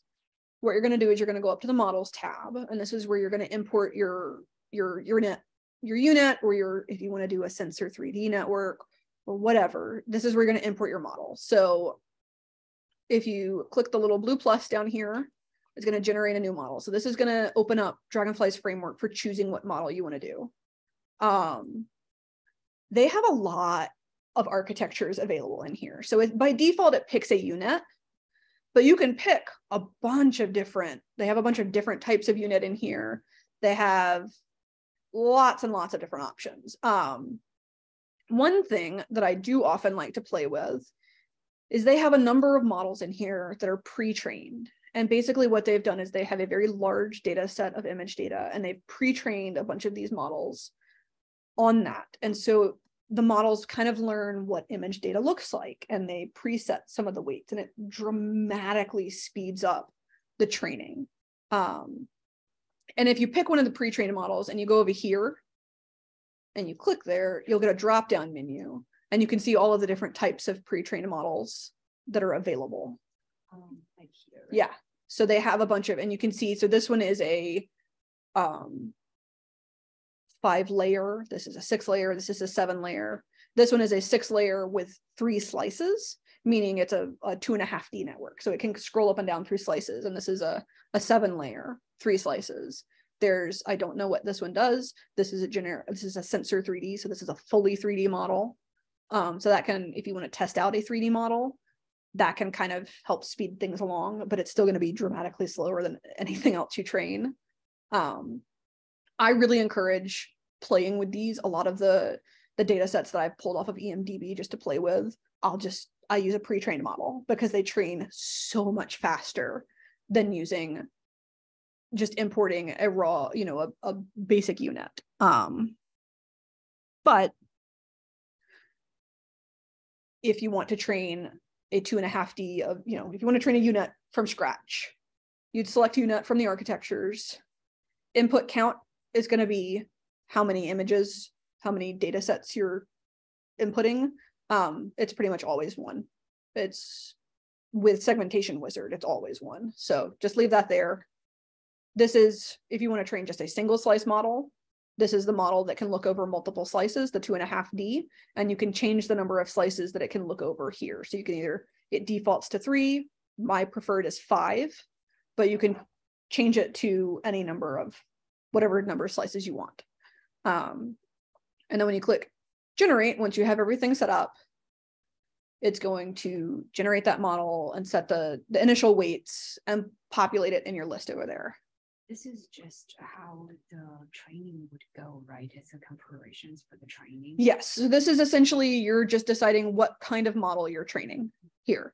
And you can select, the beautiful thing about Segmentation Wizard is you can create a list of models. If you want to see how a unit performs versus, or a 2D unit versus a 3D, or a 2D versus a 2.5D, you can generate multiple models and add them to this list. And with the Segmentation Wizard, it'll use the exact same training data and train each model sequentially, and then it will let you compare them.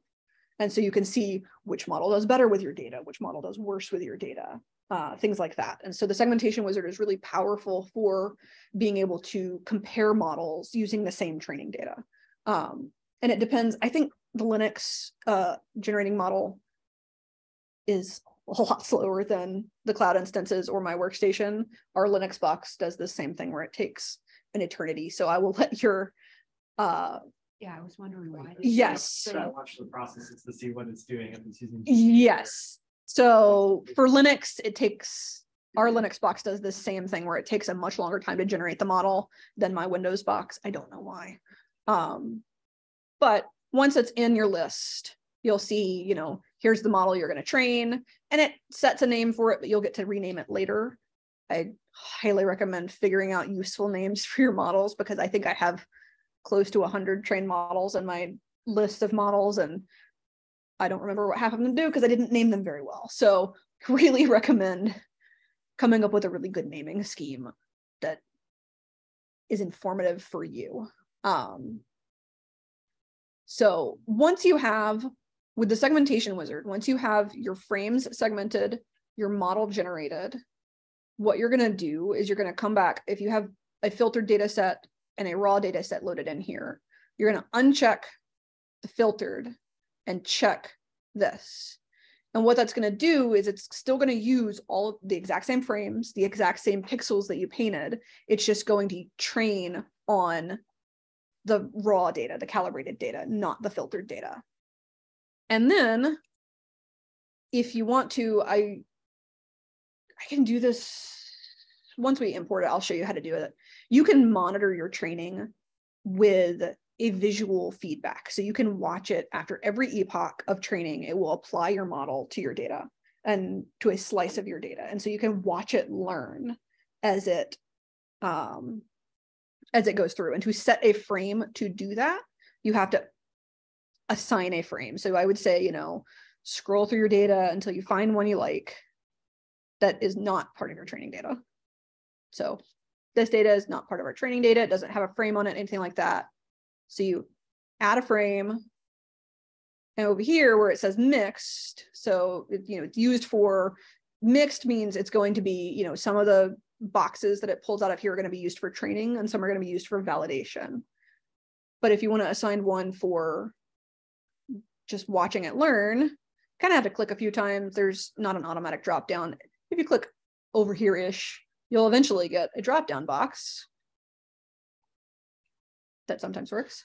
And if you assign this to be monitoring, this frame is, you don't have to segment anything in here. It's not going to use this for training or validation. It's just going to use it for your visual feedback. So you can watch it train and see how it does. So once you have all of that set up, you've got your frames are painted, your model's generated, you have just your raw data ready to go, and you've got your monitoring frame. Literally all you have to do from here is click train. You don't have, I have a question. Mm-hmm. So for this training, is actually not just training, is also applying the trained model directly on your tomogram. Is that correct? In the Segmentation Wizard, you cannot apply it to the whole tomogram. It will apply it slice by slice. Okay. It will apply to a single slice at a time. as you tell it to. So that's why the frame, that one you used for the monitor. Yes, so it won't, so it's going to, as it's training, and I'll show you a video of the training happening and you can see what I'm talking about. As it's training, it's just going to apply the model just to this slice, just to this little window of data after every epoch. So The monitoring frame is selected. yes, it's going to, yeah, the monitoring frame, it's going to apply just to that. And so it's going to take, you know, it can be anywhere between 5 minutes per epoch if you don't have much training data and you're using one of the pre-trained models to, you know, 20 to 30 minutes per epoch. And then it's going to go through and train, and after every epoch, it's going to apply the current version of the model to this frame of your data. So you can see, all right, how is it learning? Is it doing a good job? Is it doing a bad job? You can't change anything during the process, but it is nice to see it progressing through and actually, you know, watching more than just a graph and a progress bar. I am not going to make you guys segment this whole frame to get this done. So we're going to go ahead and close out of the segmentation wizard. So if you hit The train button is not active. no, so the train button will only become active when you have all voxels in your training frames segmented. It will not let you train an image, a network without having all of your training frames fully segmented. So it will block you from training without having all of your data segmented. So in that workflow, do you typically label a bunch of things that you want as featured, but then set everything as background so that all the boxes get labeled? So you don't have to. Yes, so basically what I'll do is I'll say, you know, all right, hold on, I know that there are microtubules, 2 different kinds of actin, membrane, ribosomes, trick. I often will train a class for fiducial markers and for the carbon edge, just so that because those are such high density or high signal features that it is useful to train the model to recognize those so that it doesn't segment them as something else. And so I will often train a class to recognize the carbon edge and my fiducial markers. And so once I have all of those segmented, at the very end, I'll right click my last class and say, add everything else to this class. This is the background class. And that will mean all of those voxels in that frame are segmented. And once you've done that for your 1, 2, 3 training frames, then the training button will allow you to click it. But if it doesn't come up, you know that you haven't segmented everything, or you forgot to add the background class to one of your frames or something. I just did a test where I put class 1 as label all to this class, and class 2 as all unlabeled to this class, and then that caused the train button to pop up. Yeah, so once all the voxels in your frame are segmented as something, it'll let you train a network. What is the export here for? So export will automatically pop up, but hold on, I don't ever use that button. So basically what will happen is it will take your training frames that are here every time there we go. So it's going to export this as an ORS object, kind of the training frames, and it's called a context group, but it's going to segment the frames and whatever you've segmented in these frames as an ORS object, and it's just going to save those to files. So if you wanted to save this and move it to a different computer, you could export that and save. The beautiful thing about Segmentation Wizard is if you exit out of it, you can always reopen your session and start where you left off. It saves, so if I didn't train a network from there, now you see you have a SegWiz object in your list. And if you right click that list or that object and click reopen Segmentation Wizard, it's going to reopen that again. It's going to have your frames. It's going to, wherever you were done segmenting, it's going to be, it's going to have that progress saved.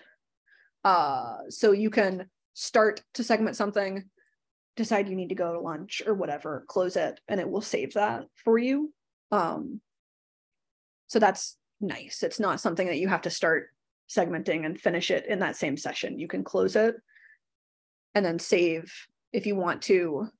I will often save my progress as an object. So I'll say, I want to save all of this, and I'll go to right click it and you click export, and you can save all of those things as one ORS object. I can say, all right, this is training in progress. And then I can close Dragonfly and walk away and come back and reopen the object that I saved. And it's their proprietary file type. But if I open that object, it's going to give me a list of everything that's in it. And I can select either parts of it or all of it, put it back in here, and it's going to have everything just as I left it. You can also do, if you go to File, Save Session, you can do that. It will do essentially the same thing. It's just going to save a session file, where that will save all of your preferences as you had them, everything kind of set up exactly the way you had it in the same working state that you're in right now. So you can save, you don't have to save just your images or just your multi-row. You can save everything as one object. You can save your session. You can save your progress in a lot of different ways here, which is very nice. And in the organizer that I showed you at the very beginning, if you have your, so right now I have the two data sets. So I have the segmentation and I have the MRC loaded in. If I want to save the current session, I just click one button and I can save the whole session that I've been working on right to this object, right to this organizer file, and quickly find it again. So there's lots of different ways to save your progress and not lose what you've been working on. So that's pretty nice. So since we're not going to actually train a full network right now, what we're going to do is we're going to go up to File, and instead of importing an image this time, we're going to scroll a little bit further down to Import Objects. It's midway down your list, and navigate back to the folder where you had your data. So wherever you got your data, and there's going to be an ORS object in there. It's called practical segmentation.ors object. Okay, so we can close this. Yes. Yep. You can close out of the segmentation wizard pretty safely. And yeah, just go to File, midway down your list, click Import Objects. I can, yeah, there you go. And then navigate back to your data folder where you've got your image from. Thank you. And once you find your object, you can just click Open. And that, so this is a good example. So you can see whenever you open an ORS object, you can see that you can have multiple things saved in here. So you could have a huge list of options of things that are saved into the same object, and you can open only some of them if you want to. This one only has one object saved in it, so you're just going to open it. And that is a full segmentation of this data set. Convenient. And this is already segmented, but trained. Like it's already. So this is, I think this is a full hand segmentation, or one. I don't actually remember how I generated this. This is either a hand segmentation or a corrected, cleaned up segmentation from one of my networks. Okay. But you can see here, if I go up to the multi-ROI in the list, now that it's imported and you click 3D, it will show up here in your 3D window, and you can see the whole segmentation in 3D. So you can see that I have in dark purple. So this is actually you hand segmented and you trained and predicted back. Yes, right? Yes. So this is the segmentation is the result of, so I hand segmented part of it, I trained a model, and then this is the model applied to this data set, but I've, cleaned up any noise, which for this image, I can tell there was very little noise. This model has, this data set's been segmented so many times. I have a model that could probably, without any cleanup, do a pretty good segmentation of it. So, but you can see all the different classes that you have fiducial markers in here. You can see yellow is my carbon edge. And then you have all of the other classes. Red is covalent decorated actin. There's green, just regular F actin. You have pink as the trick molecules, which is chaperone protein. Orange is ribosomes. Cyan is our membrane. Both the leading edge membrane and some vesicles in here. And then you have microtubules in blue.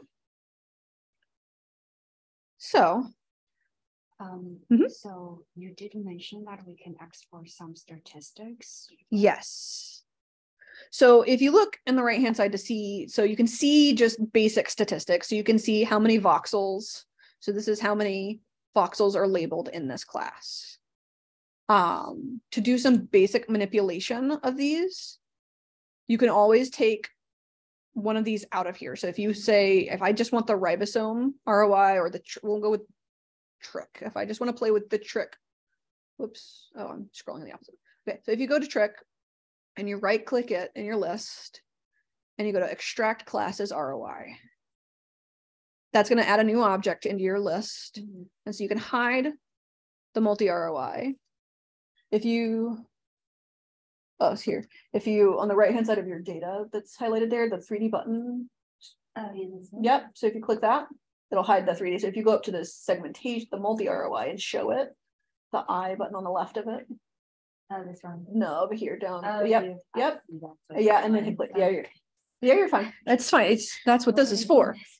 So, and if you go to the list of labels that's down in the bottom right, and you right click, say the trick one or whatever one you want, and click extract as ROI, it's going to give you a new one in your data properties list. All right.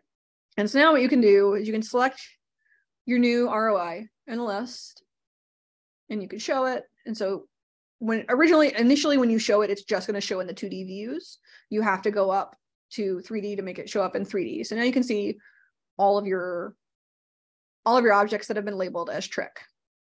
And if you want to quickly play with them or separate them, so you can do, so if you right click the object and go to connected components, so you can ask it to generate you a new multi ROI, but give it everything that's not touching another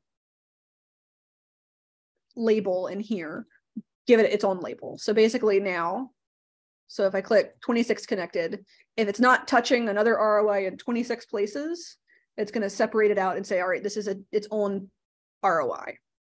And so now if I show that in 3D, anything that's really clumped together is still going to stay clumped together, but now everything's got, a lot of the things have their own ROIs.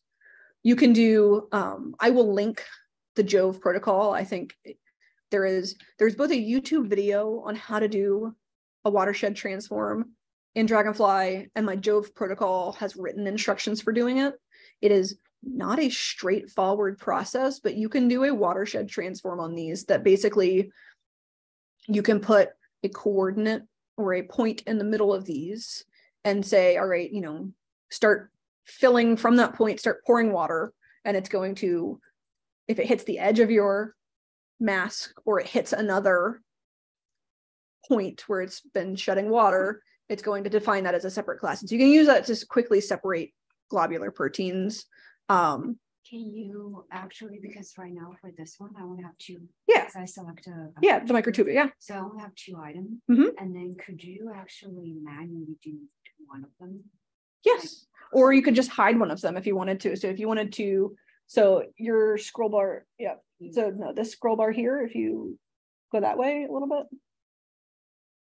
Interesting. There we go. So if you can use the little eye buttons there to show or hide one. So you could do.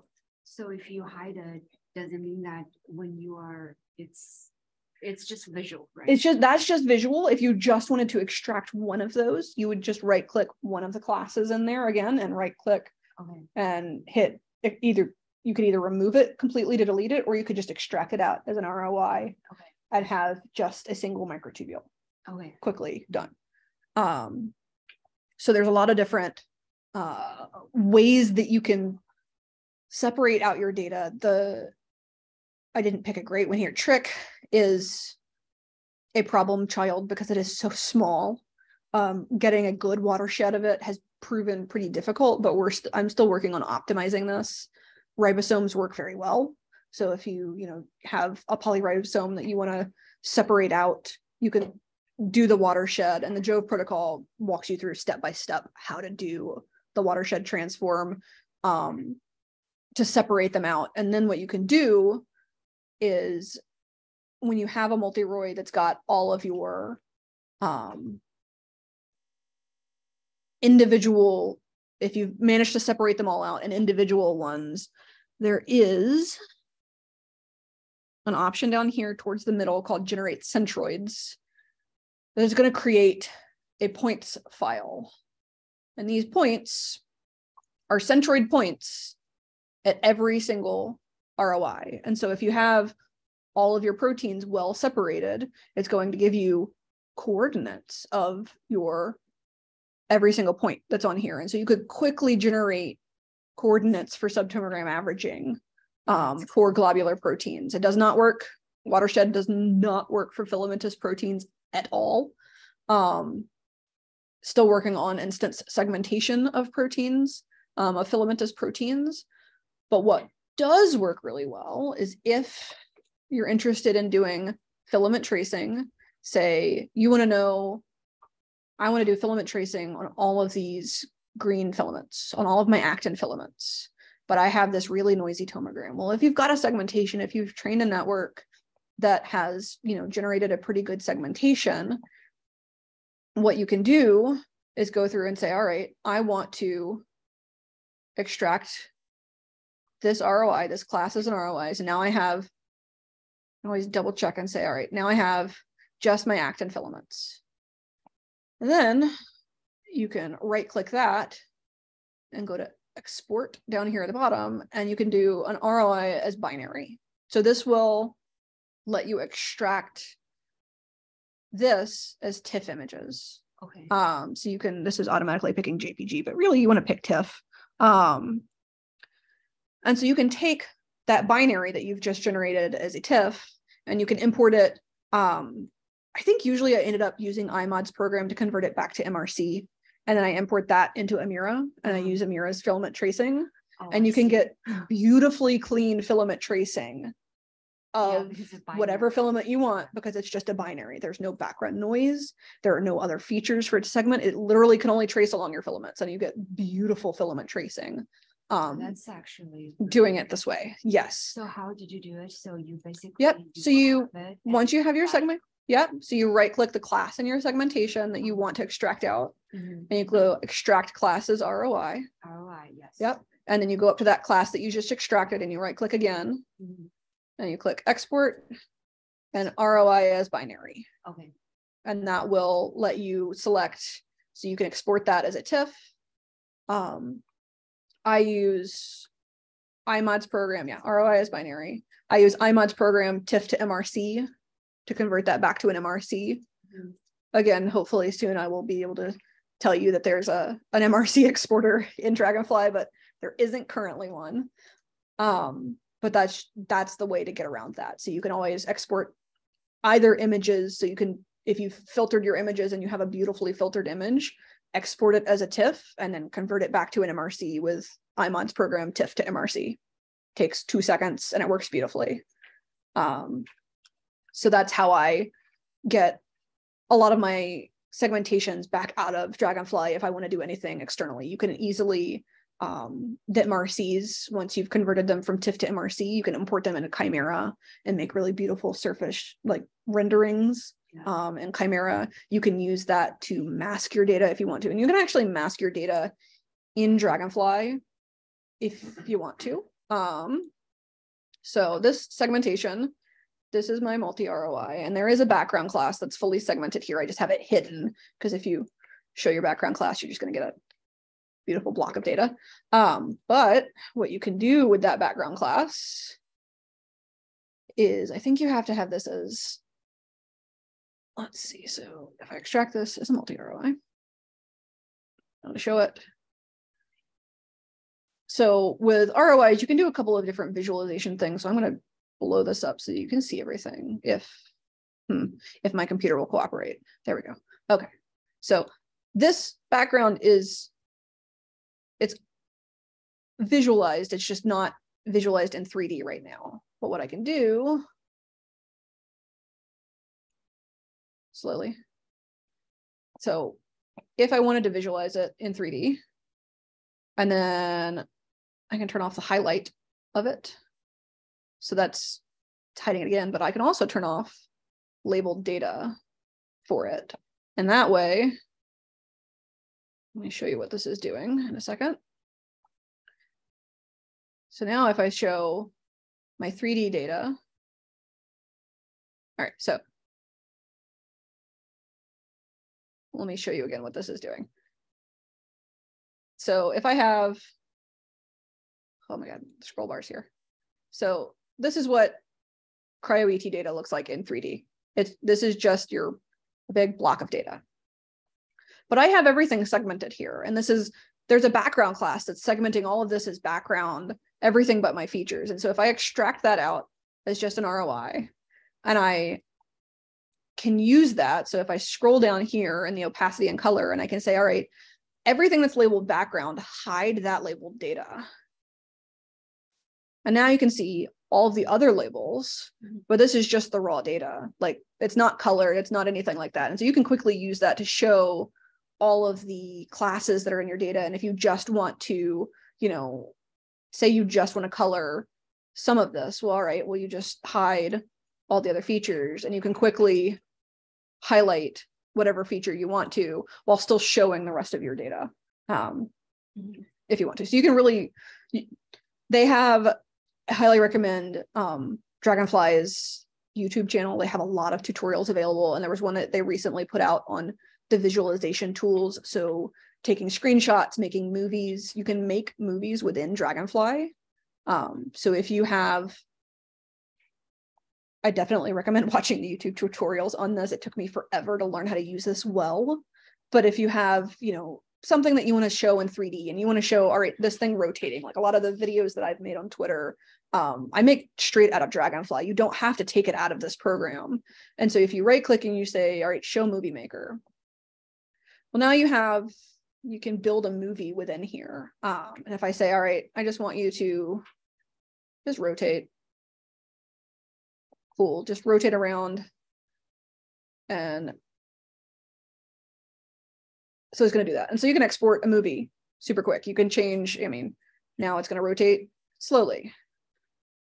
And so you can super quickly build some great animations right inside of Dragonfly. Like you do almost everything you need to do within Dragonfly. And that's just as easy as when you're in the 3D view, like I said, just right clicking and go to, well, when you don't have Movie Maker Show, there's a button called Show Movie Maker. And if you want to close the Movie Maker again, you just close it. So I would say 99% of my work directly in Dragonfly, from hand segmentation to training to applying deep learning and to making beautiful annotated images. You can very quickly, so when you're in whatever view you're in, if you're in when you go to the main tab and you scroll down to the annotate tools, I'm going to hide this background again.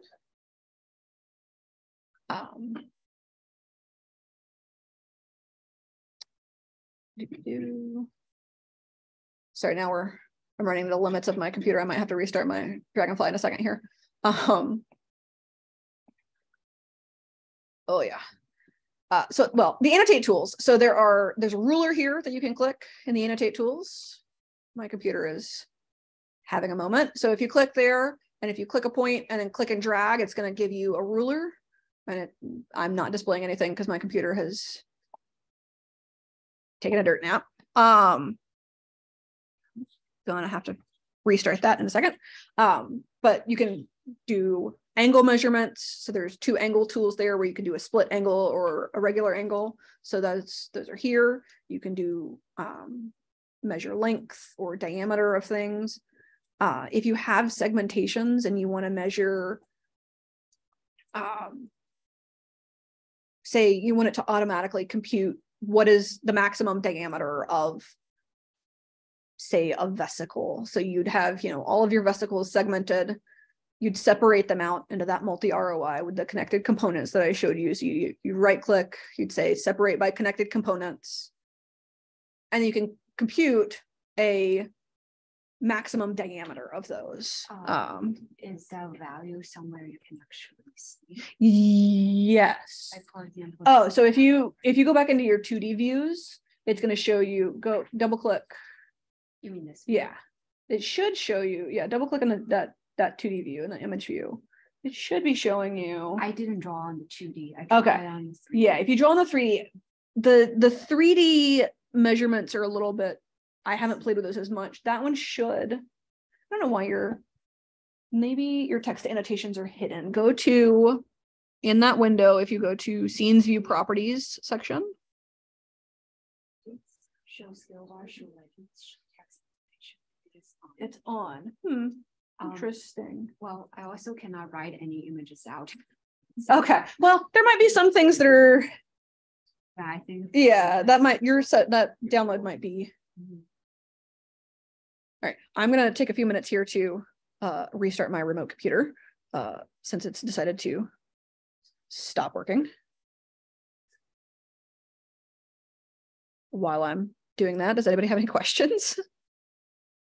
Just quickly, how do you for the segmentation just make the background like black or white? So I don't know where that came from. Reestablish. So if you want to change your segmentation colors in the multi-ROI in the list, like select the class, and then just to the left where the color block is, where the current color is, if you click that, you can change the color from there. So sorry, I can't. We'll get there in a minute. Talking about like the gradation, do you see like a gradation for a background? I think Like the full background behind your image, or the background? Oh, the background behind your image. Okay. So in Scenes View on the left-hand side in the main tab, in Scenes View Properties, we have background color. Yes. So right above the little sphere of light that's there, there's background color, and so you can change, either give it a gradient or change it black and white. All right, Dragonfly. We're gonna. Got it. Awesome. All right, I will now show everybody that now that my Dragonfly has had a moment to think. This is a feature of my workstation not having a great GPU, not Dragonfly, I promise. Oh, okay. All right, now we're back. Let me find Zoom again and share my screen.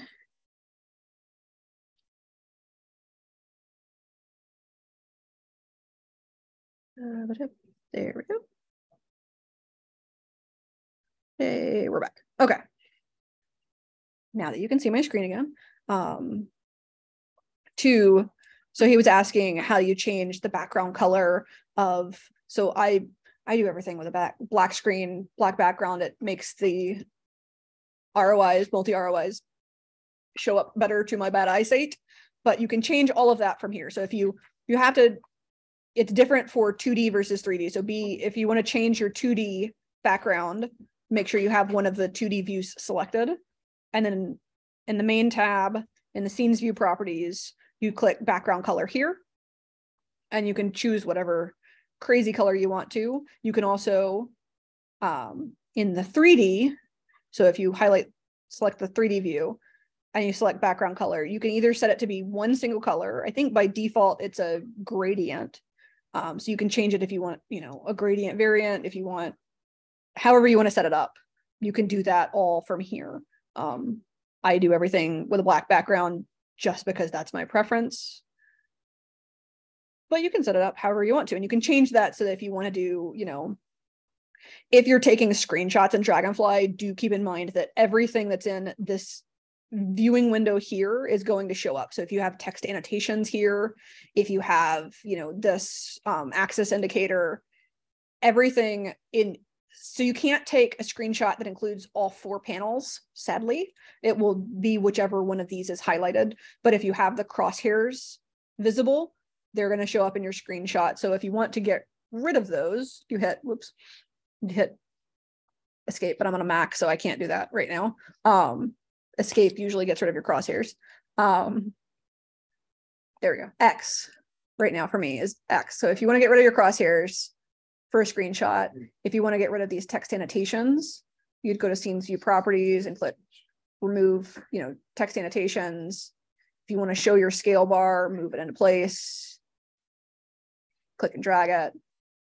And then if you want to export a screenshot, there's like 25 different ways to do it. You can do it from the scenes view properties window. You can click export screenshot. You can define the pixel size of it if you want to.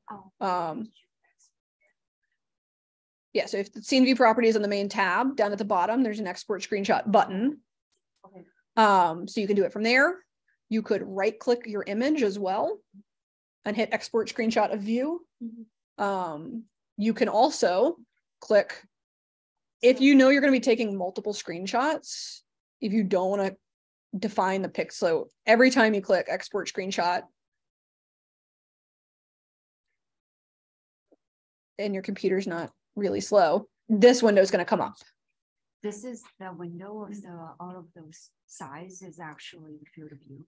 Yeah, so it's going to tell how big is your picture going to be. Is it going to be 1200 pixels? You can make a 4000 pixel. It's going to blow it up. So you just are defining how big the screenshot itself is, but it's going to be, the screenshot is going to be everything in this visualization. It's not going to click, these two won't show up. Everything else will. So these two buttons are buttons over top of it, but everything else inside of this window is going to show up in your screenshot, not your mouse. So ourselves have to do the calculation for 300 DPI, basically, right? Probably. Yeah, if you make a small and then of course the DPI. Yes, I usually just do really big screenshots because I know that, it's going to automatically select it to be the size, like the biggest dimension of your image right now. So like this automatically picks, it's going to be 1271 pixels by 953. If you want to make it bigger, it's very easy to, but yes, if you have a specific DPI that you want to set, you're going to need to calculate that. But if you calculate that and you want to take multiple screenshots of the same data set, what I would recommend that you do is you come into the main tab and scroll all the way to the bottom. And there is an option here called multiple screenshots where you can pick the resolution. And this is just going to be the biggest dimension. So you pick, I want the biggest dimension of my image to be 3000 or 4000 pixels. So it's on the left-hand side over here. Sorry.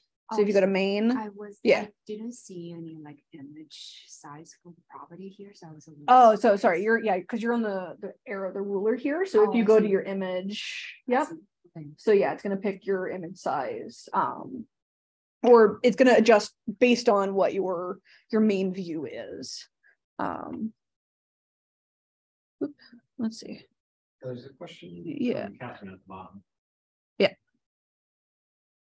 Yeah, absolutely. Let me go over the connected components again really quick. Well, let me finish talking. The multiple screenshots here, if you know you're going to be taking multiple pictures of the same data set, you can set your resolution here. And then whenever you have a spot where you want to take a screenshot, you go up to the little camera up here and you click and drag it and drop it there. That way, once you have all your screenshots you want to take, it's going to you hit export and it's going to export them all at once. That's just kind of a way to take a bunch of screenshots without having to set the resolution every single time. So we'll activate the screenshot. Yeah, so open up and then take that little camera in the top right, click and drag it into this spot. Like, yeah. Okay. But you see there is like. Yeah, click and hold and drag. Yep, and whoops. Don't feel like it was doing it. So if you click and hold and drag it and drop it here in that spot where it says, drop images here. So here you've set your resolution and you have your drop images here. And so if you go in theory,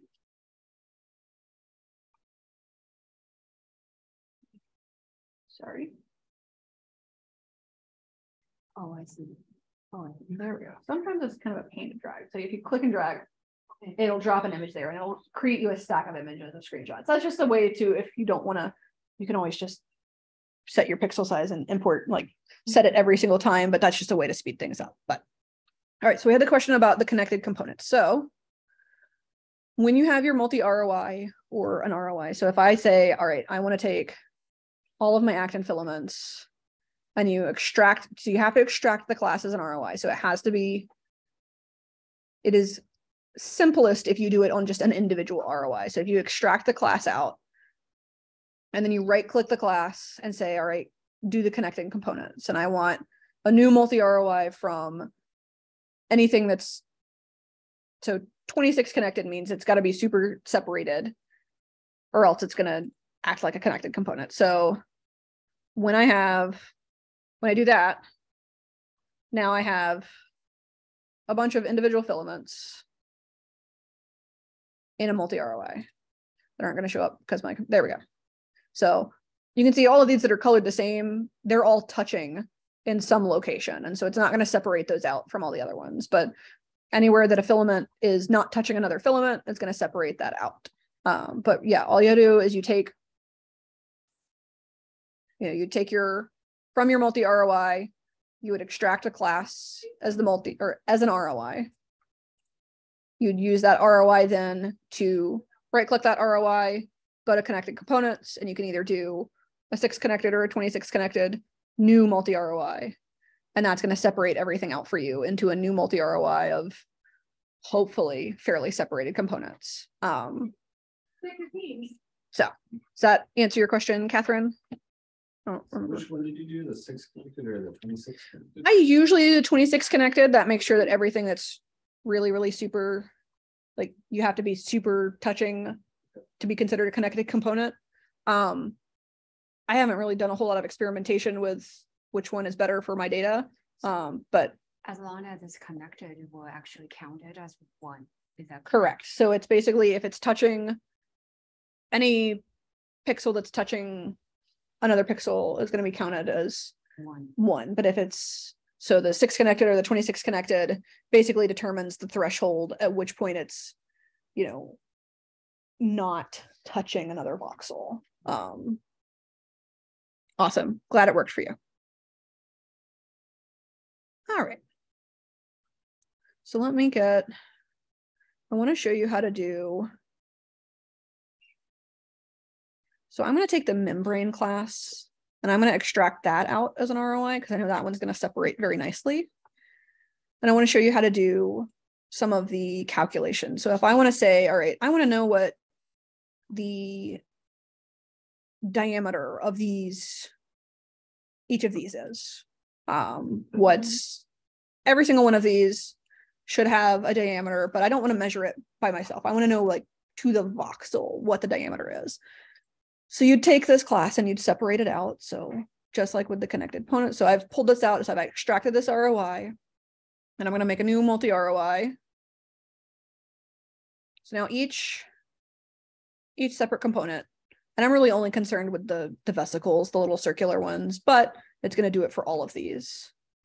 So did you extract first and then separate? So I usually, you can do, so if you look at the multi-ROI and you right click one of these, you can do connected components within this. You can separate the connected components here, but it's going to separate them within this. Yeah, and so then you're going to have all of your other classes along with that. So whenever I'm trying to do like analysis on a single class, I always extract it out and just work with that and preserve my multi-ROI just for my sanity. But yes, you can absolutely do it within the multi-ROI. So yeah, I extract the class that I'm interested in doing as an ROI, and then I go to, separate by connected components. And so now we have this multi-ROI of labeled membrane that's been separated into a bunch of different classes for us. And there are a lot of ways to analyze data in Dragonfly, but this is one of the areas that they're working to improve the most. And so there's a bunch of features that are in alpha for this. But I just want to show you kind of the power of Dragonfly, the things that you can do in it, and knowing that this is going to change dramatically and get better.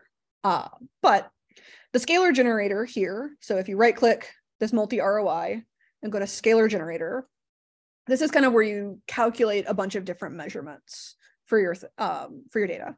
So in the base measurements, you could calculate surface area, you could calculate volume. So if you have globular proteins, you can calculate the volume of each one if you have them separated out very well. The one I learned recently is the Faraday diameter, which is really useful for calculating your the diameter of an imperfect sphere. So this is basically going to computationally fit calipers over your data. And you can say, all right, what the min Faraday obviously is the minimum, the smallest diameter, the max is obviously the biggest, and the mean is obviously the mean. It's fairly self-explanatory, but basically it's fitting calipers over every angle of the data that it can. And if you select the mean Faraday diameter and hit compute, this is one of the ways that this is going to improve, because it's not immediately obvious that something's happening. So it's computing, but then doing something with that is a little painful. So once you click compute, now you can export scalar values if you wanted to. So if you just wanted to export what the Faraday diameter of that is, you could. But you can also go into one of their alpha features. So this is called feature analysis and is clearly labeled as being an alpha. And if you open that up and you say add values from object up here in the top middle, it's going to say, all right, well, you've calculated some scalar values for this object. So if you hit import and hit OK, now you can see, all right, well, here's the mean Faraday diameter, everything that you just calculated. So it's just going to show you the table that you just calculated.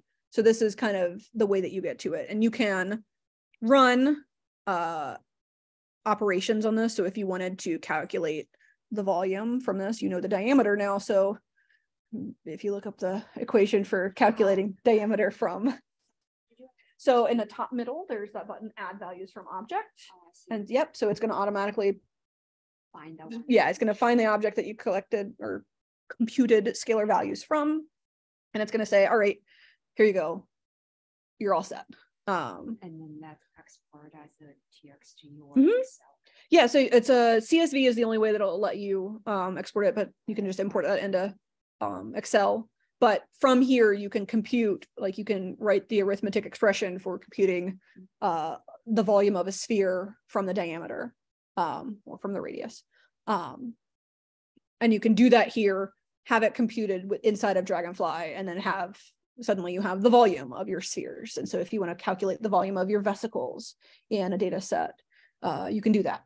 It's not straightforward, but it is possible. I don't know how easy it is to do in Amira, but again, you can always export segmentations if you want to very easily and import them into whatever other program you are comfortable using to calculate. Are they the units in pixels or units in like? So these units, that was one of the downsides of this. So these units should in theory be in, hopefully it's pixels. I think it's in, well, no, I think it's in nanometers. So it should, the Faraday diameter should automatically pick whatever unit you have selected as in your preferences currently. So my preferences defaults to nanometers. And so this should be, in theory, measuring according to what unit you have set in your preferences. The downside of that is that currently, since this is an alpha, if you run an arithmetic expression on this, if you calculate the volume of this, it doesn't remember that you were originally in nanometers, and it's going to calculate it in microns. I do know that. How did you get to the feature analysis? Yeah. So feature analysis is hidden in utilities. Yep. And so it's feature analysis, and there's a little parentheses beside it, letting you know that you're in alpha. Great. So you can do a lot. This is one of the areas that I have the least experience in, but I just wanted to show you that it's very possible. It's very useful. But you can absolutely do tons of measurements in Dragonfly. And there's a lot of stuff where you can, once you have scalar values calculated, you can color. So if you wanted to show just, spheres with the volume of a set volume, or, the roundest vesicles versus the most oblong, you can color by things like that within Dragonfly. This one is colored this is just automatically colored because this is just the connected components. So this is just the multi-ROI. And you can also recolor an entire multi-ROI if you want to. So just the same way that you would pick an ROI's color, if you go to a multi-ROI, they have a bunch of lookup tables predetermined, like pre-populated. And so you could, if you want to change the whole color scheme, and you can do that pretty quickly, but you can color by property. So if you wanted to color by volume or color by filament, not filament number, but definitely by volume, by size, by any of these calculations that you can, the scalar values, you can color by those scalar values. So you could quickly say, all right, these are my roundest vesicles. These are my most oblong vesicles. Where did you change that color? So here, sorry, if you, the color, the lookup table here, so this box right here, yep. So you click that, yeah, so it's going to show up with, yep, there you go. So here's your lookup table there. And yep, so you can color by this, and here you can't color by volume, things like that. So to do that is a little more, there are videos on in objects analysis, things like that on YouTube for Dragonfly, and I'd recommend going into those because that's the area that I'm not as comfortable with. I'm great at the segmentation and the deep learning, but the objects analysis, things like that, Dragonfly has very powerful objects analysis. I just haven't really gotten a ton of experience in it yet. That's the next part of my project as I'm going through the 150 tomograms that I've segmented. Earlier you were talking about how in the segmentation for the class, the classes that you covered. Yes. Yes, absolutely. So if you want to segment outside of Segmentation Wizard, oh Lord, and import that into Segmentation Wizard, what you would do, so I'm going to get rid of all of these. These are just my examples. The simplest way to do that is segment the area that you want to. You know, if you have a full segmentation like this, you could just crop out part of it. Often what I will do is if I, all right, you know, I want to segment a 400 by 400 by 25 pixel section of my data, what I will do to do that is if you go to the main tab on the left-hand side and scroll down towards the bottom, there is a section called shapes.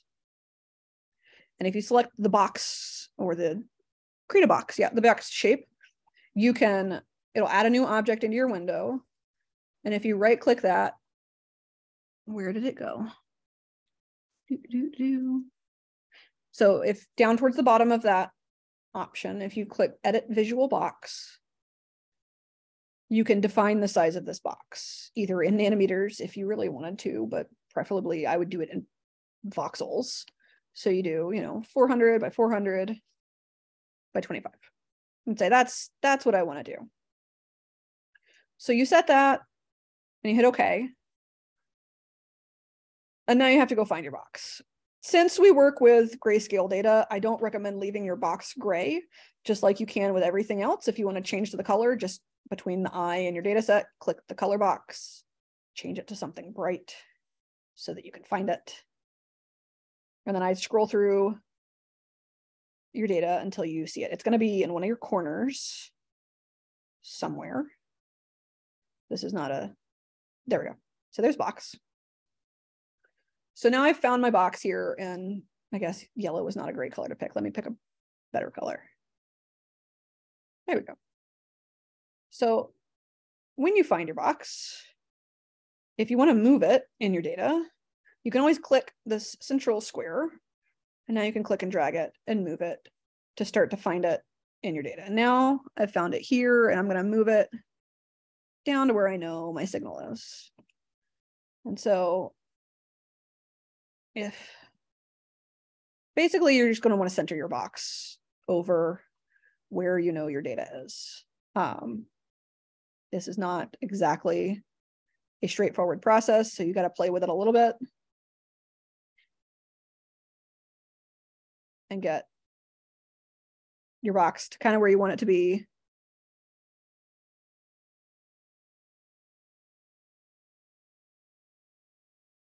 So yeah, there we go. So now I'm at least in the right neighborhood. really all you're doing with this is giving yourself boundaries. So you say, all right, I need to segment everything inside of this box. You can also, that's the way to do it, to define exactly 400 by 400. You can also just, you know, create a box and then just drag the edges of the box around until you've, you know, all right, I've figured out the sides of the box that I want. Cool. So now if you go in and you start segmenting everything, you're going to segment everything within the bounds of this box. And then you're going to use the box to crop your data. So we're going to say, look, I've gotten everything in this box segmented, but I've also segmented a little bit outside of the lines, and you need squares of data or rectangles of data to import into the segmentation wizard. If you have something that's like shaped like, if you try to give it something that's shaped like that, it's going to import a square frame, and then you're going to have to go back and segment everything that's in the corners here, because it can only do squares in the segmentation wizard.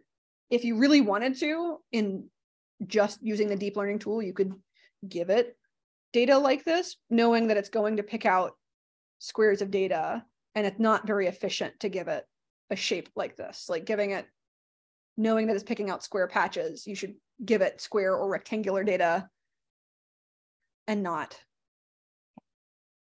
anything that's on its side, anything like this. So, but once you've got your box, you've got your data segmented, to very quickly crop it, this box can be used to create a new ROI. So you can right click the box and say, add to ROI. And you don't have to have an ROI prepared for this. It's automatically going to say, all right, which ROI? Do you want me to make a new ROI, or do you want me to add it to another ROI? And you can say, just give me a new one. I'll name it what I want. Doesn't matter. And now you have, this is not a straightforward process, I'm sorry. Now you have an ROI in the exact shape of your box. And to very quickly crop your data to this exact shape, you take your data and you control click that new ROI. All I have to do is hit intersect. It's going to say, do you want a new multi-ROI? What do you want to name it? What geometry is it? You select those things. And now, got an ROI that's exactly that. And so now it's just my box, super quickly cropped. And all you have to do when you go to Segmentation Wizard is, so you go in the Segmentation Wizard, and instead of creating new frames, you can say import. So this is an import frames button, and it's going to say, all right, well, which multi-ROI do you want me to import? If you click the full ROI that I have in there, it's going to import all like 150 frames. Don't do that. But if you click intersection, it say, you know, import everything else, the colors, the background name, everything. And it's going to say how many frames it found. So it found 25 frames, which is great because that's how many frames I set it to be. And then it's going to import all of those, set them as individual frames here, and then you can use that as training data.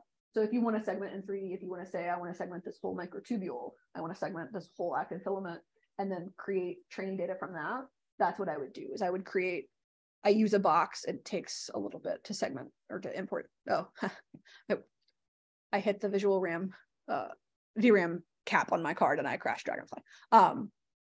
So that's what happens. The reason why you want to crop out that region is because you wanted to just use that one? So yeah, so if you don't crop it to a perfect square, if you use the box as your limits and you paint just a little bit outside of the box in a couple of voxels, things like that, and you import that in, the segmentation wizard only, it's going to say, all right, here are all of the pixels I can see, and I'm going to bring in everything in a square. And so if you've segmented a little bit outside the box, it's going to make your box just a little bit bigger, and then you're going to have a bunch of pixels that aren't segmented all of a sudden.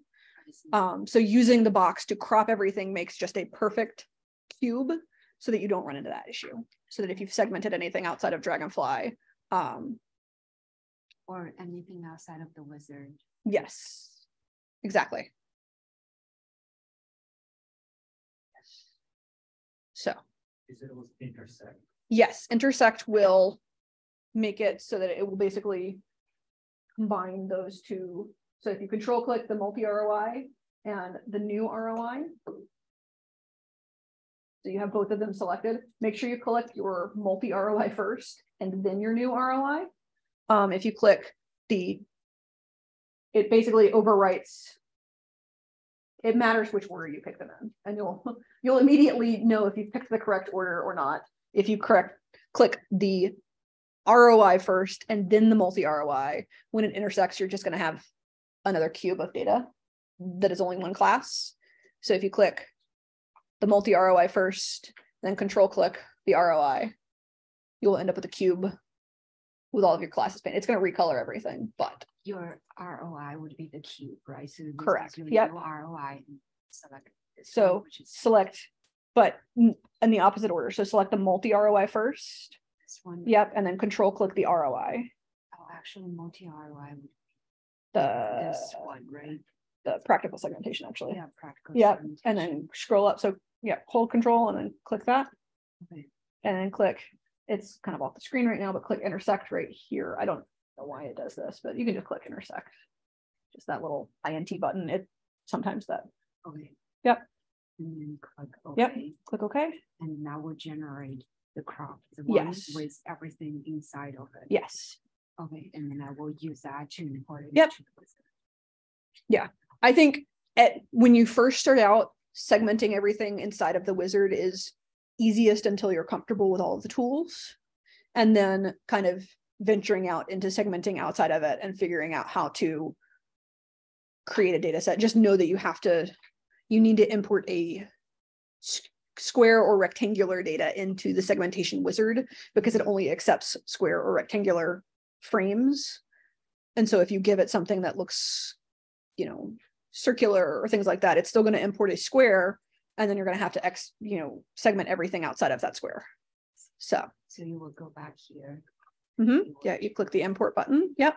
And that'll let you pick, and you're going to have a bunch of ones in there. So yeah, intersection. Yep.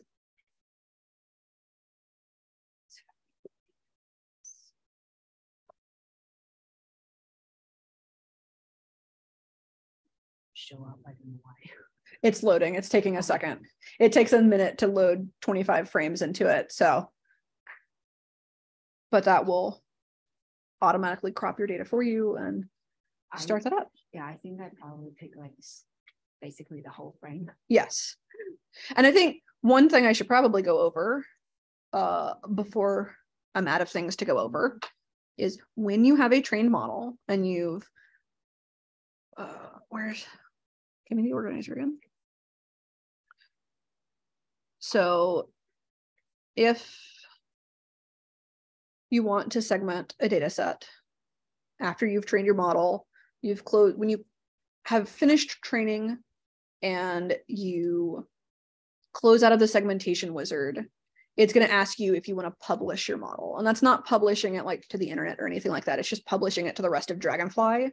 And so you click yes, select the model you want to publish. Like I said, name it something that makes sense to you. And then once you're outside of that, to apply any model to your data, what you do is you go to the segmentation tab here on the left-hand side. And in everybody else's, my preferences are set up to have this section up here. All of your segment with AI section is probably going to be at the bottom of the segmentation tab. But you're looking for the segment with AI tab. And what you're going to do is, with your data set selected on the right-hand side, make sure you have it selected or else it's not going to work very well. Go to the segment with AI tab, and now you can see in the drop-down menu any model that you've trained. And I have, like I said, a stupid number of models trained. And so it's really important that you label them something that makes sense to you, because from this menu, all you can see is the name and how many classes are in that model. You can't see other information. So make sure that you know what model's what. You can always go back and double check information about a model. So if you go up to the artificial intelligence tab, and the deep learning tool is going to give you a new window where you can look through all of your models. And so it's going to tell you if it's a semantic segmentation model, which all segmentation models are, but if you've put in information about that model, it's going to tell you, all right, what classes it's segmenting, things like that. And so you can get a lot more information about your model. But if you don't name it something that makes sense, if you just leave it as the automatic names, which are just segment, unit, segues, unit, whatever, you're going to have 25 models that are all named exactly the same thing, and you're not going to know what's what. So the reason why now it's grayed out because I don't have a segment model. Correct. You probably don't have, and I think it's, if you don't have any segmentation models saved, it's not going to automatically show up and let you do anything because there's not any pre-trained models for our data in Dragonfly. But if you ever want to, this deep learning tool will let you go back and see, even if you've trained a model in Segmentation Wizard, you can always go back and see the training history of a model. So if I wanted to say, let's see, I want to look at one of my old ones that I know has. So if you publish a model here, this will be there forever for all your future. Yes. So if you publish a model, it's saving it in, so you can always see models. So if you open the model folder, it's going to open just your file browser and show you where the model is saved. And you can use that to share models between computers if you want to. So you can just import a model with whatever file sharing software you want to. But if you ever want to see, the training history of a model. So when you train a model, this is what the training window looks like. So it's going to give you, so once you click train in Segmentation Wizard, this is going to pop up. And so you're going to have, this is your visual feedback frame. This won't be visible until after the first epoch. So if you don't see it immediately, don't freak out. After the first epoch, this is going to show up. And it's going to give you, this is all the information about it. So it's going to tell you the training information. It's going to say how many voxels, what percentage of each class is that. It's going to show you a ton of information. And then as it trains, it is going to give you this graph. And you want to see the graph decrease. The validation data might jump around a little bit, especially at first. It's just to kind of validate your model. The validation data is never given to the model as training data. And so it applies the model to the validation data separately. But you can, if you watch the visual frame, you can see as I drag this along, this is what the model is doing as it trains. You can see where it got really terrible here. It was doing pretty good here, got terrible, and then it corrected itself and did a pretty good job. So that's what happens with the visual feedback frame, is that it's each epoch, it's going to show you how the model's doing. And you can kind of watch it learn. That was your monitoring frame? Yes. So that's what the monitoring frame is doing. And so it gives you a little more information about how the model's doing versus this. Because before they implemented this, all you could see was you could just watch your graph and hope. But here you can see that, even if your green line, your training data is decreasing, sometimes your validation data starts just to look terrible. And it's really hard to tell just from looking at this graph how this model's doing, where you can actually see that it's doing a pretty good job until it will stop early. So all of these models by default will train for 100 epochs. But if the validation data, if your loss function doesn't improve in the validation data for 15 epochs, it will terminate early. And basically that's to help it not overfit, it is trying to prevent your model from overfitting to your training data. So it will terminate early. It's extremely rare that I have a model that trains for 100 epochs. Usually 30 to 40 is around where the maximum my models hit before they stop early. I don't often stop them early myself. I just kind of let them train until they're done. But that's what's happening here. That's why this stopped here, is it stopped all by itself and said, hey, this validation data, the loss function hasn't improved. And so I'm going to stop early. And it will try to improve. So it's going to slow the rate of learning right around, I think, by 5 epochs where it hasn't improved. It's going to slow the rate of learning and try to improve it. And so their training for deep learning is actually pretty intelligent, in that you're not only, you're giving all the segmentation data, but the segmentation wizard and their deep learning tool actually do a lot for you to help with training. And when you get, eventually, if you ever want to do like crazy model optimization, you know, which model works best for my data, which patch size works best, which stride ratio, like there is a ton of stuff that you can change. I don't think it's really necessary to do that unless you're wanting to write a paper on model optimization for your specific data, but you can do all of that within Dragonfly. Like there's everybody from super beginners to deep learning all the way up to super advanced users of deep learning can really benefit from training in Dragonfly. And speaking of super advanced users, this is not anything I would ever do. If you are a deep learning person or somebody in your lab is, or anything, you can directly edit the layers of your model. You can change, so you can go through, you can see what each layer, like, I don't know what any of this is. I have no idea, but I know that you can very, very much fine tune these models and change them to what you want to within Dragonfly. Like everything is fully editable, but using the segmentation wizard is great because you don't have to know any of this or even think about any of this, because it sets everything for you with default parameters that work very well for 95% of the data that you need to train on. So you don't have to worry about it. But I like the continuum of anyone from super basic users to super advanced users can actually benefit from and use Dragonfly for deep learning, because it's built for that. And how did you actually, because right now it is one tomogram, right? Mm-hmm. And how did you actually train 2 tomograms? So to train with 2 data sets, right now it's a little challenging because both data sets have to have all of your features of interest in them. That is hopefully going to change soon, because you don't necessarily with a unit need to have that. You could have one tomogram that has a bunch of ribosomes and one tomogram that has a bunch of actin, and you should be able to train a network that can recognize both actin and ribosomes.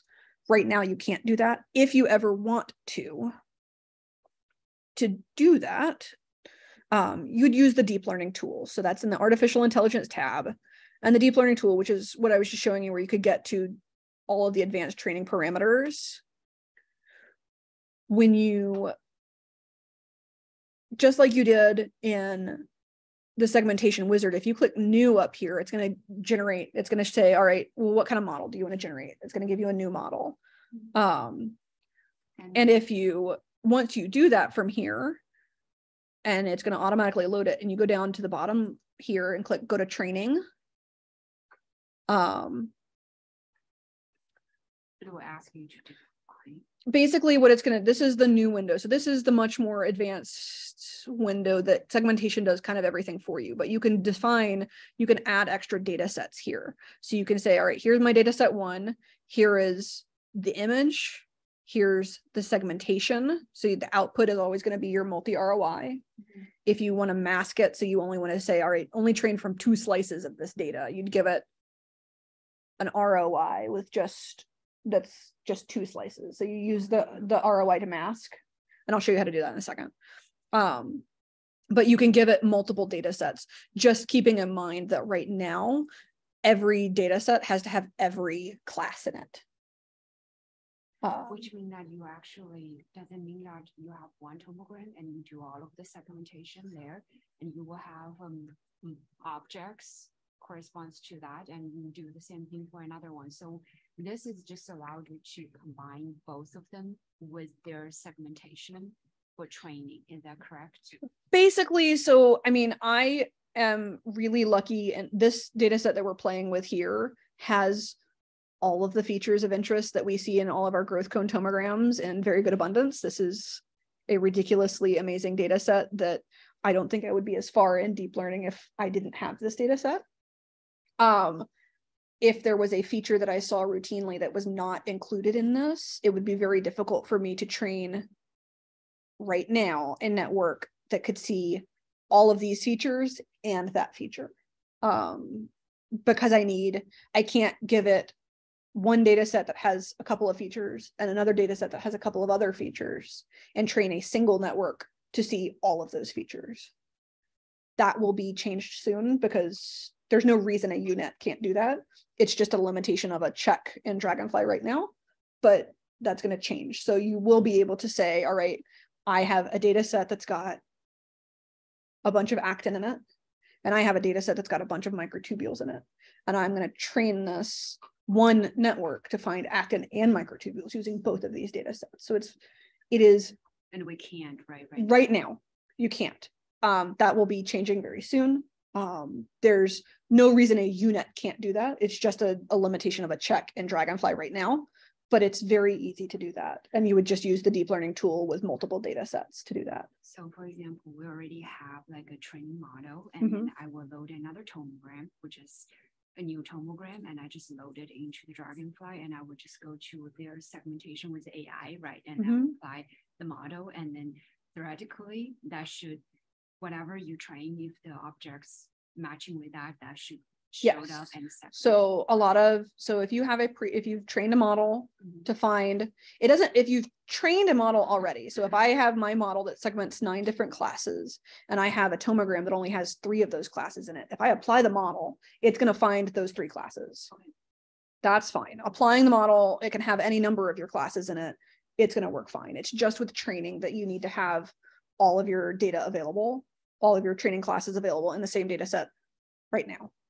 But very soon that will change. But yeah, if you want to apply the model, like I said, the neural network that I have trained to do neuronal tomograms can do, I've pulled data from the EMDB that I have it's not the same microscope, not the same data set, was collected years ago. I can pull it off of there, and as long as it's the same pixel size, the network that I trained to find microtubules and actin and ribosomes can find microtubule and actin and ribosomes in those tomograms very easily. And all you do is go to that segment with AI tab, select your data set, and apply it. With the caveat that I really strongly recommend setting up a calibration protocol so that you can calibrate, because if you have a network that's trained on calibrated data, it's really only going to work well on calibrated data, but it will work well on all calibrated data. So that's my recommendation there. What is the size of your training data? Like how many frames do you normally have? So like I said, with Segmentation Wizard, I usually start with 2 to 3. 2 to 3 and mostly because I'm not a huge fan of doing excessive hand segmentation, and so I've tried to see how little I can get away with, and 2 to 3 is actually pretty reasonable. That was the one last thing I did want to show you, was how to quickly correct data. So this works with anything you want to do. So if I have my multi-ROI selected and I think that that's maybe an actual cophylactin filament, but it's segmented as actin. So it's the wrong class, but it's segmented and I don't want to have to hand paint it. All I have to do is say, all right, I'm going to click actin and I'm going to control click cophylactin. So now they're both selected.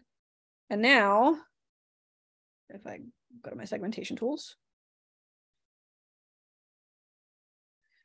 so if I use the full brush for this, if I hold control, it's going to paint green.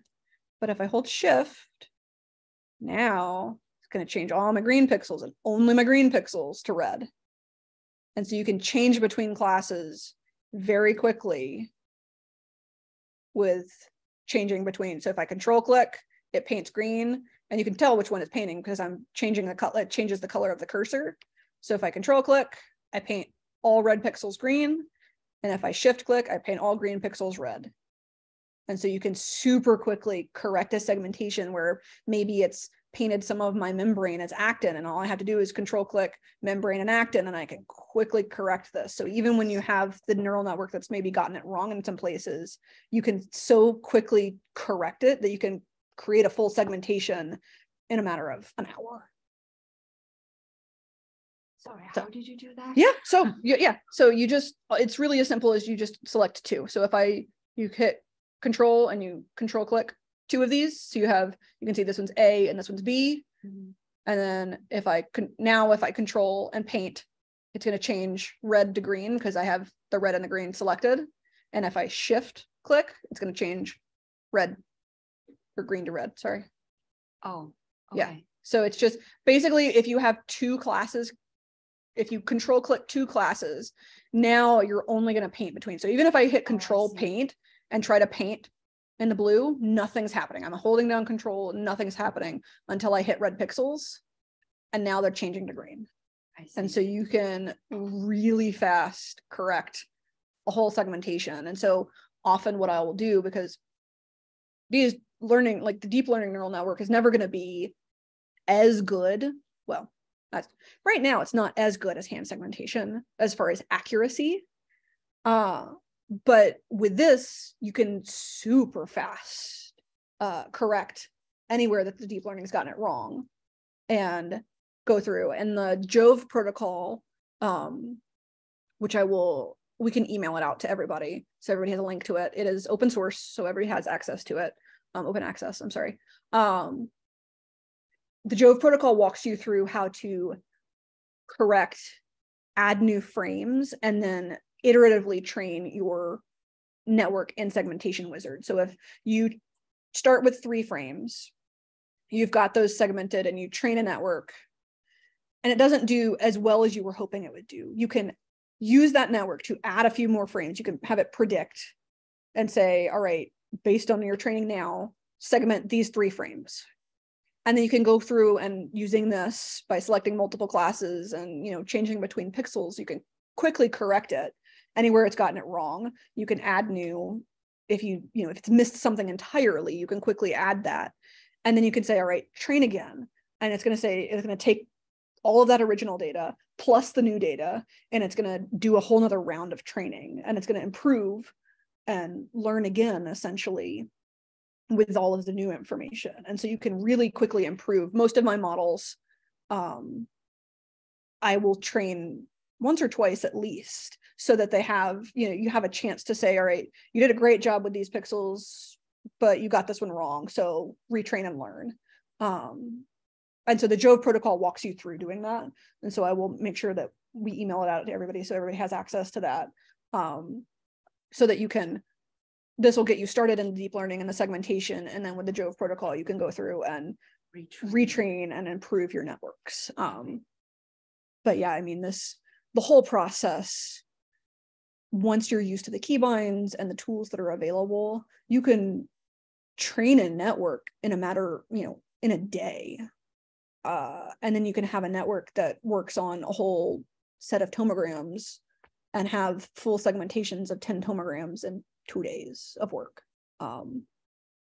It dramatically speeds up the process. And I would not claim that they are as accurate as if you spent a week hand segmenting a tomogram, but you can correct them very easily. You can clean up noise. That is another thing that is very easy to do. So if you have a segmentation and there's a bunch of noise segmented, say we'll call, say there's maybe some fiducial noise often, like this is a cleaned segmentation, but if I want to quickly clean up noise, you'd select, so you take your multi-ROI and you select one of the classes in it and you right click it. And process islands is a really useful feature.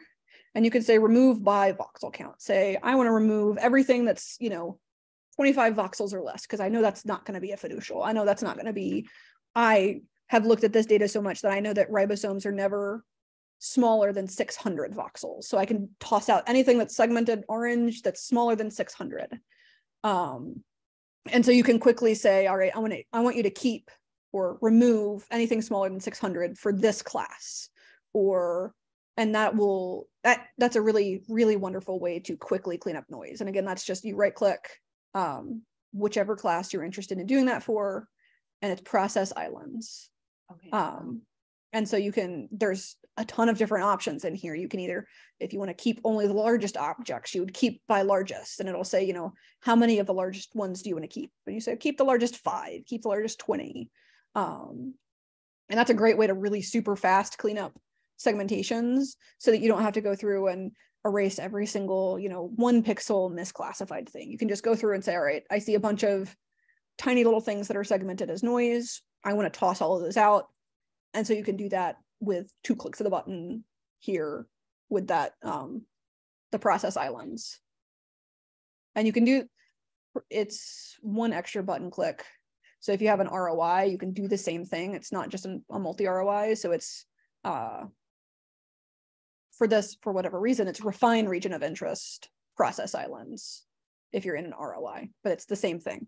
So I don't know why there's an extra button click. I have not asked that yet, but that's one very, very fast way to super quickly clean up. Because I mean, I can tell you that in the raw segmentation, there's probably going to be a bunch of little specks that maybe in the ice, there were some things that might have looked like trick, but they're much smaller than a trick particle, which I know that my trick particles are never smaller than 100 voxels. And so I can safely toss out anything below 100 voxels and know that it's not segmenting a trick voxel correctly, because I know how big trick is, and I know how big typically the segmentations are when they're doing a good job. And so you can kind of get a feel for your protein, your data, and play with it really quickly there. I do recommend that when you're first playing with this, that you make a copy of your multi-ROI, because there is no way to undo that. So if you ever want to make a quick copy of your data just to preserve it, it's just this copy button.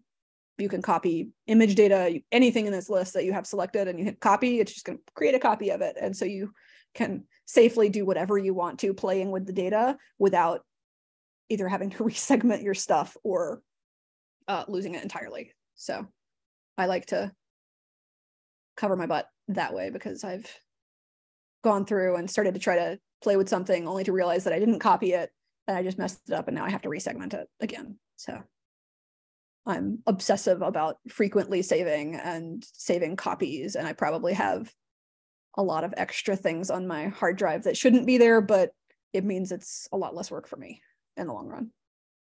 So, and that's about everything I can think of to show you right now. A lot of this, like I said, the Jove protocol goes through in written form. There will be a video associated with it soon. I also have a series of videos coming out that are broken up tutorials for Dragonfly that'll be out on YouTube soon, walking you through this process, so that there are hopefully endless resources. And of course, everybody is welcome to email me and ask me questions. I'm happy to answer questions about tips, tricks, how to use stuff in Dragonfly. I like teaching this. So does anybody have any questions? Because I'm out of things.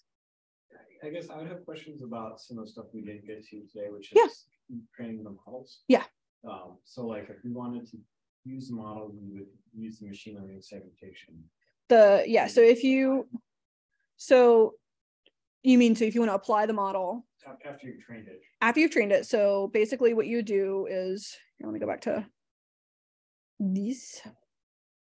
So I have this data. It's calibrated, it's ready to go. I want to apply a model to it. So you go to the segmentation tab here beside main, and segment with AI is what you're looking for. Okay. All of your models that have been published and trained are going to be here.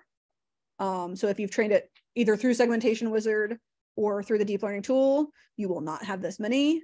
Maybe eventually you'll have this many. This is everything I've trained in the past 4 years. This is all of my ridiculous number of models. And you can kind of tell which model's which based on your name and how many classes are segmented in them. So I know that the model that segments this data, I know what it's called. It's, my model 9. That's what that is. And so you can also preview So if you want to see, if you're not sure, if you haven't named them well, and you don't want to segment the full data, you can click the preview button here and it's going to segment just this slice. And you can say, all right, that's not the right model. I didn't get the right one without having to segment the whole thing. So I definitely recommend previewing before you segment the full thing. This might not work because the model that I just selected is trained. Yeah, it's trained on filtered data and this is not the filtered data set. So clearly that didn't work. But if I were to filter this, according to my, so. And then the kind of stuff's leading up to this, the segmentation wizard Mhm. be using to set up like your frames with the labels Mhm. they should be trained. Yeah. But then you'd still use the deep learning tool. Yeah. That use the deep learning tool Mm-hmm. to actually make my model using the segmentation wizard. So no, so the segmentation wizard, you can do everything inside of the segmentation wizard aside from applying the model to your full data. So in segmentation wizard, you have your frames set up and then you go here to models. And so you click new and that gives you that window here. Okay. So that's where you'd set up the models in segmentation wizard. And then once you have all of your voxels segmented in your frames, the train button will become available and you'll click train. Okay. If you have multiple models in this list, it will go through and train all of the models. And then it's going to come up with, basically what's going to happen is your window will be split. So there's going to be, this will be smaller in its own frame up here. And then it's going to show you every model is going to have a little preview window where you can see how well it did for that slice of the data essentially. And so you can compare. It will also calculate a dice score, an ORS dice score. So like a kind of a whole model dice score. Dice is typically class by class, but they calculate for the whole model and you can kind of evaluate how well the model did. The closer the score is to 1, the better it did.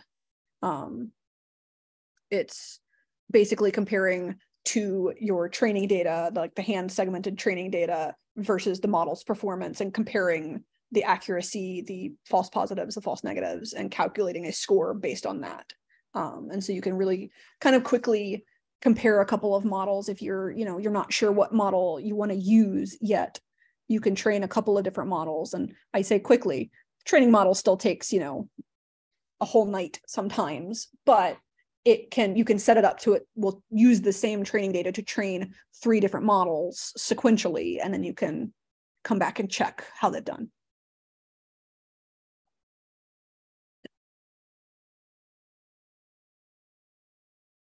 So it sounds like to get started, we should work completely within the segmentation wizard. I would Get recommend, the yeah. model there, see how that goes, and check how it's evaluating. Yes. Try to apply it. Yeah, I would yeah, absolutely. To start with, I would recommend using the segmentation wizard. It has everything you need inside of it. And I like I said, I like loading in the filtered and the unfiltered data, and I'll train on just the unfiltered, but using the filtered to help me segment is really useful. It helps boost contrast, but you can eliminate needing to filter all of your data by training on raw data. And the unit does fine training on raw data. Like it doesn't care. But if you train on filtered data, you'll have to apply it only to filtered data, because you just saw if I try to apply a model that was trained on filtered data to unfiltered, it doesn't work. But yeah, the segmentation wizard lets you easily switch back and forth between, so you can set up all your training data with the filtered and then hide the filtered data and just train on raw data, and it works beautifully.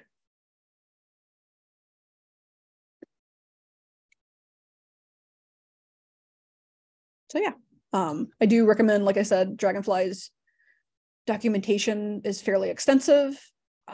It's fantastic. They also have a lot of tutorial videos on their YouTube channel on visualization using a bunch of different features. During COVID, they did a series called Dragonfly Daily that basically walks you through basically everything we've done today, up to and including objects analysis, things like that. And that's older versions of Dragonfly, so certainly things have changed. But for the most part, it's a really great way to orient yourself in the program. And soon they will have a new series of videos that I'm making for them specifically geared towards like cryo-EM and volume EM to get you through starting up, calibrating images, all the way up to deep learning training. So that will hopefully be out in the next few weeks once I finish making them. Thank you very much. Absolutely. Yeah, I could definitely see how you could teach this in parts, because like Yes. there's definitely the just get used to the interface. Here's where you find the various things about just how you control how it looks. Yeah. Is probably, and then you have different like Yeah. training and stuff like that. Yeah. So it's broken up into kind of image import and introduction. Also, then there's image calibration and image filtering, then like manual segmentation, just all of those tools. And then the next one that's not made yet is the deep learning training, walking you through that. And then we're going to put together a video on a little bit more detail of the objects analysis.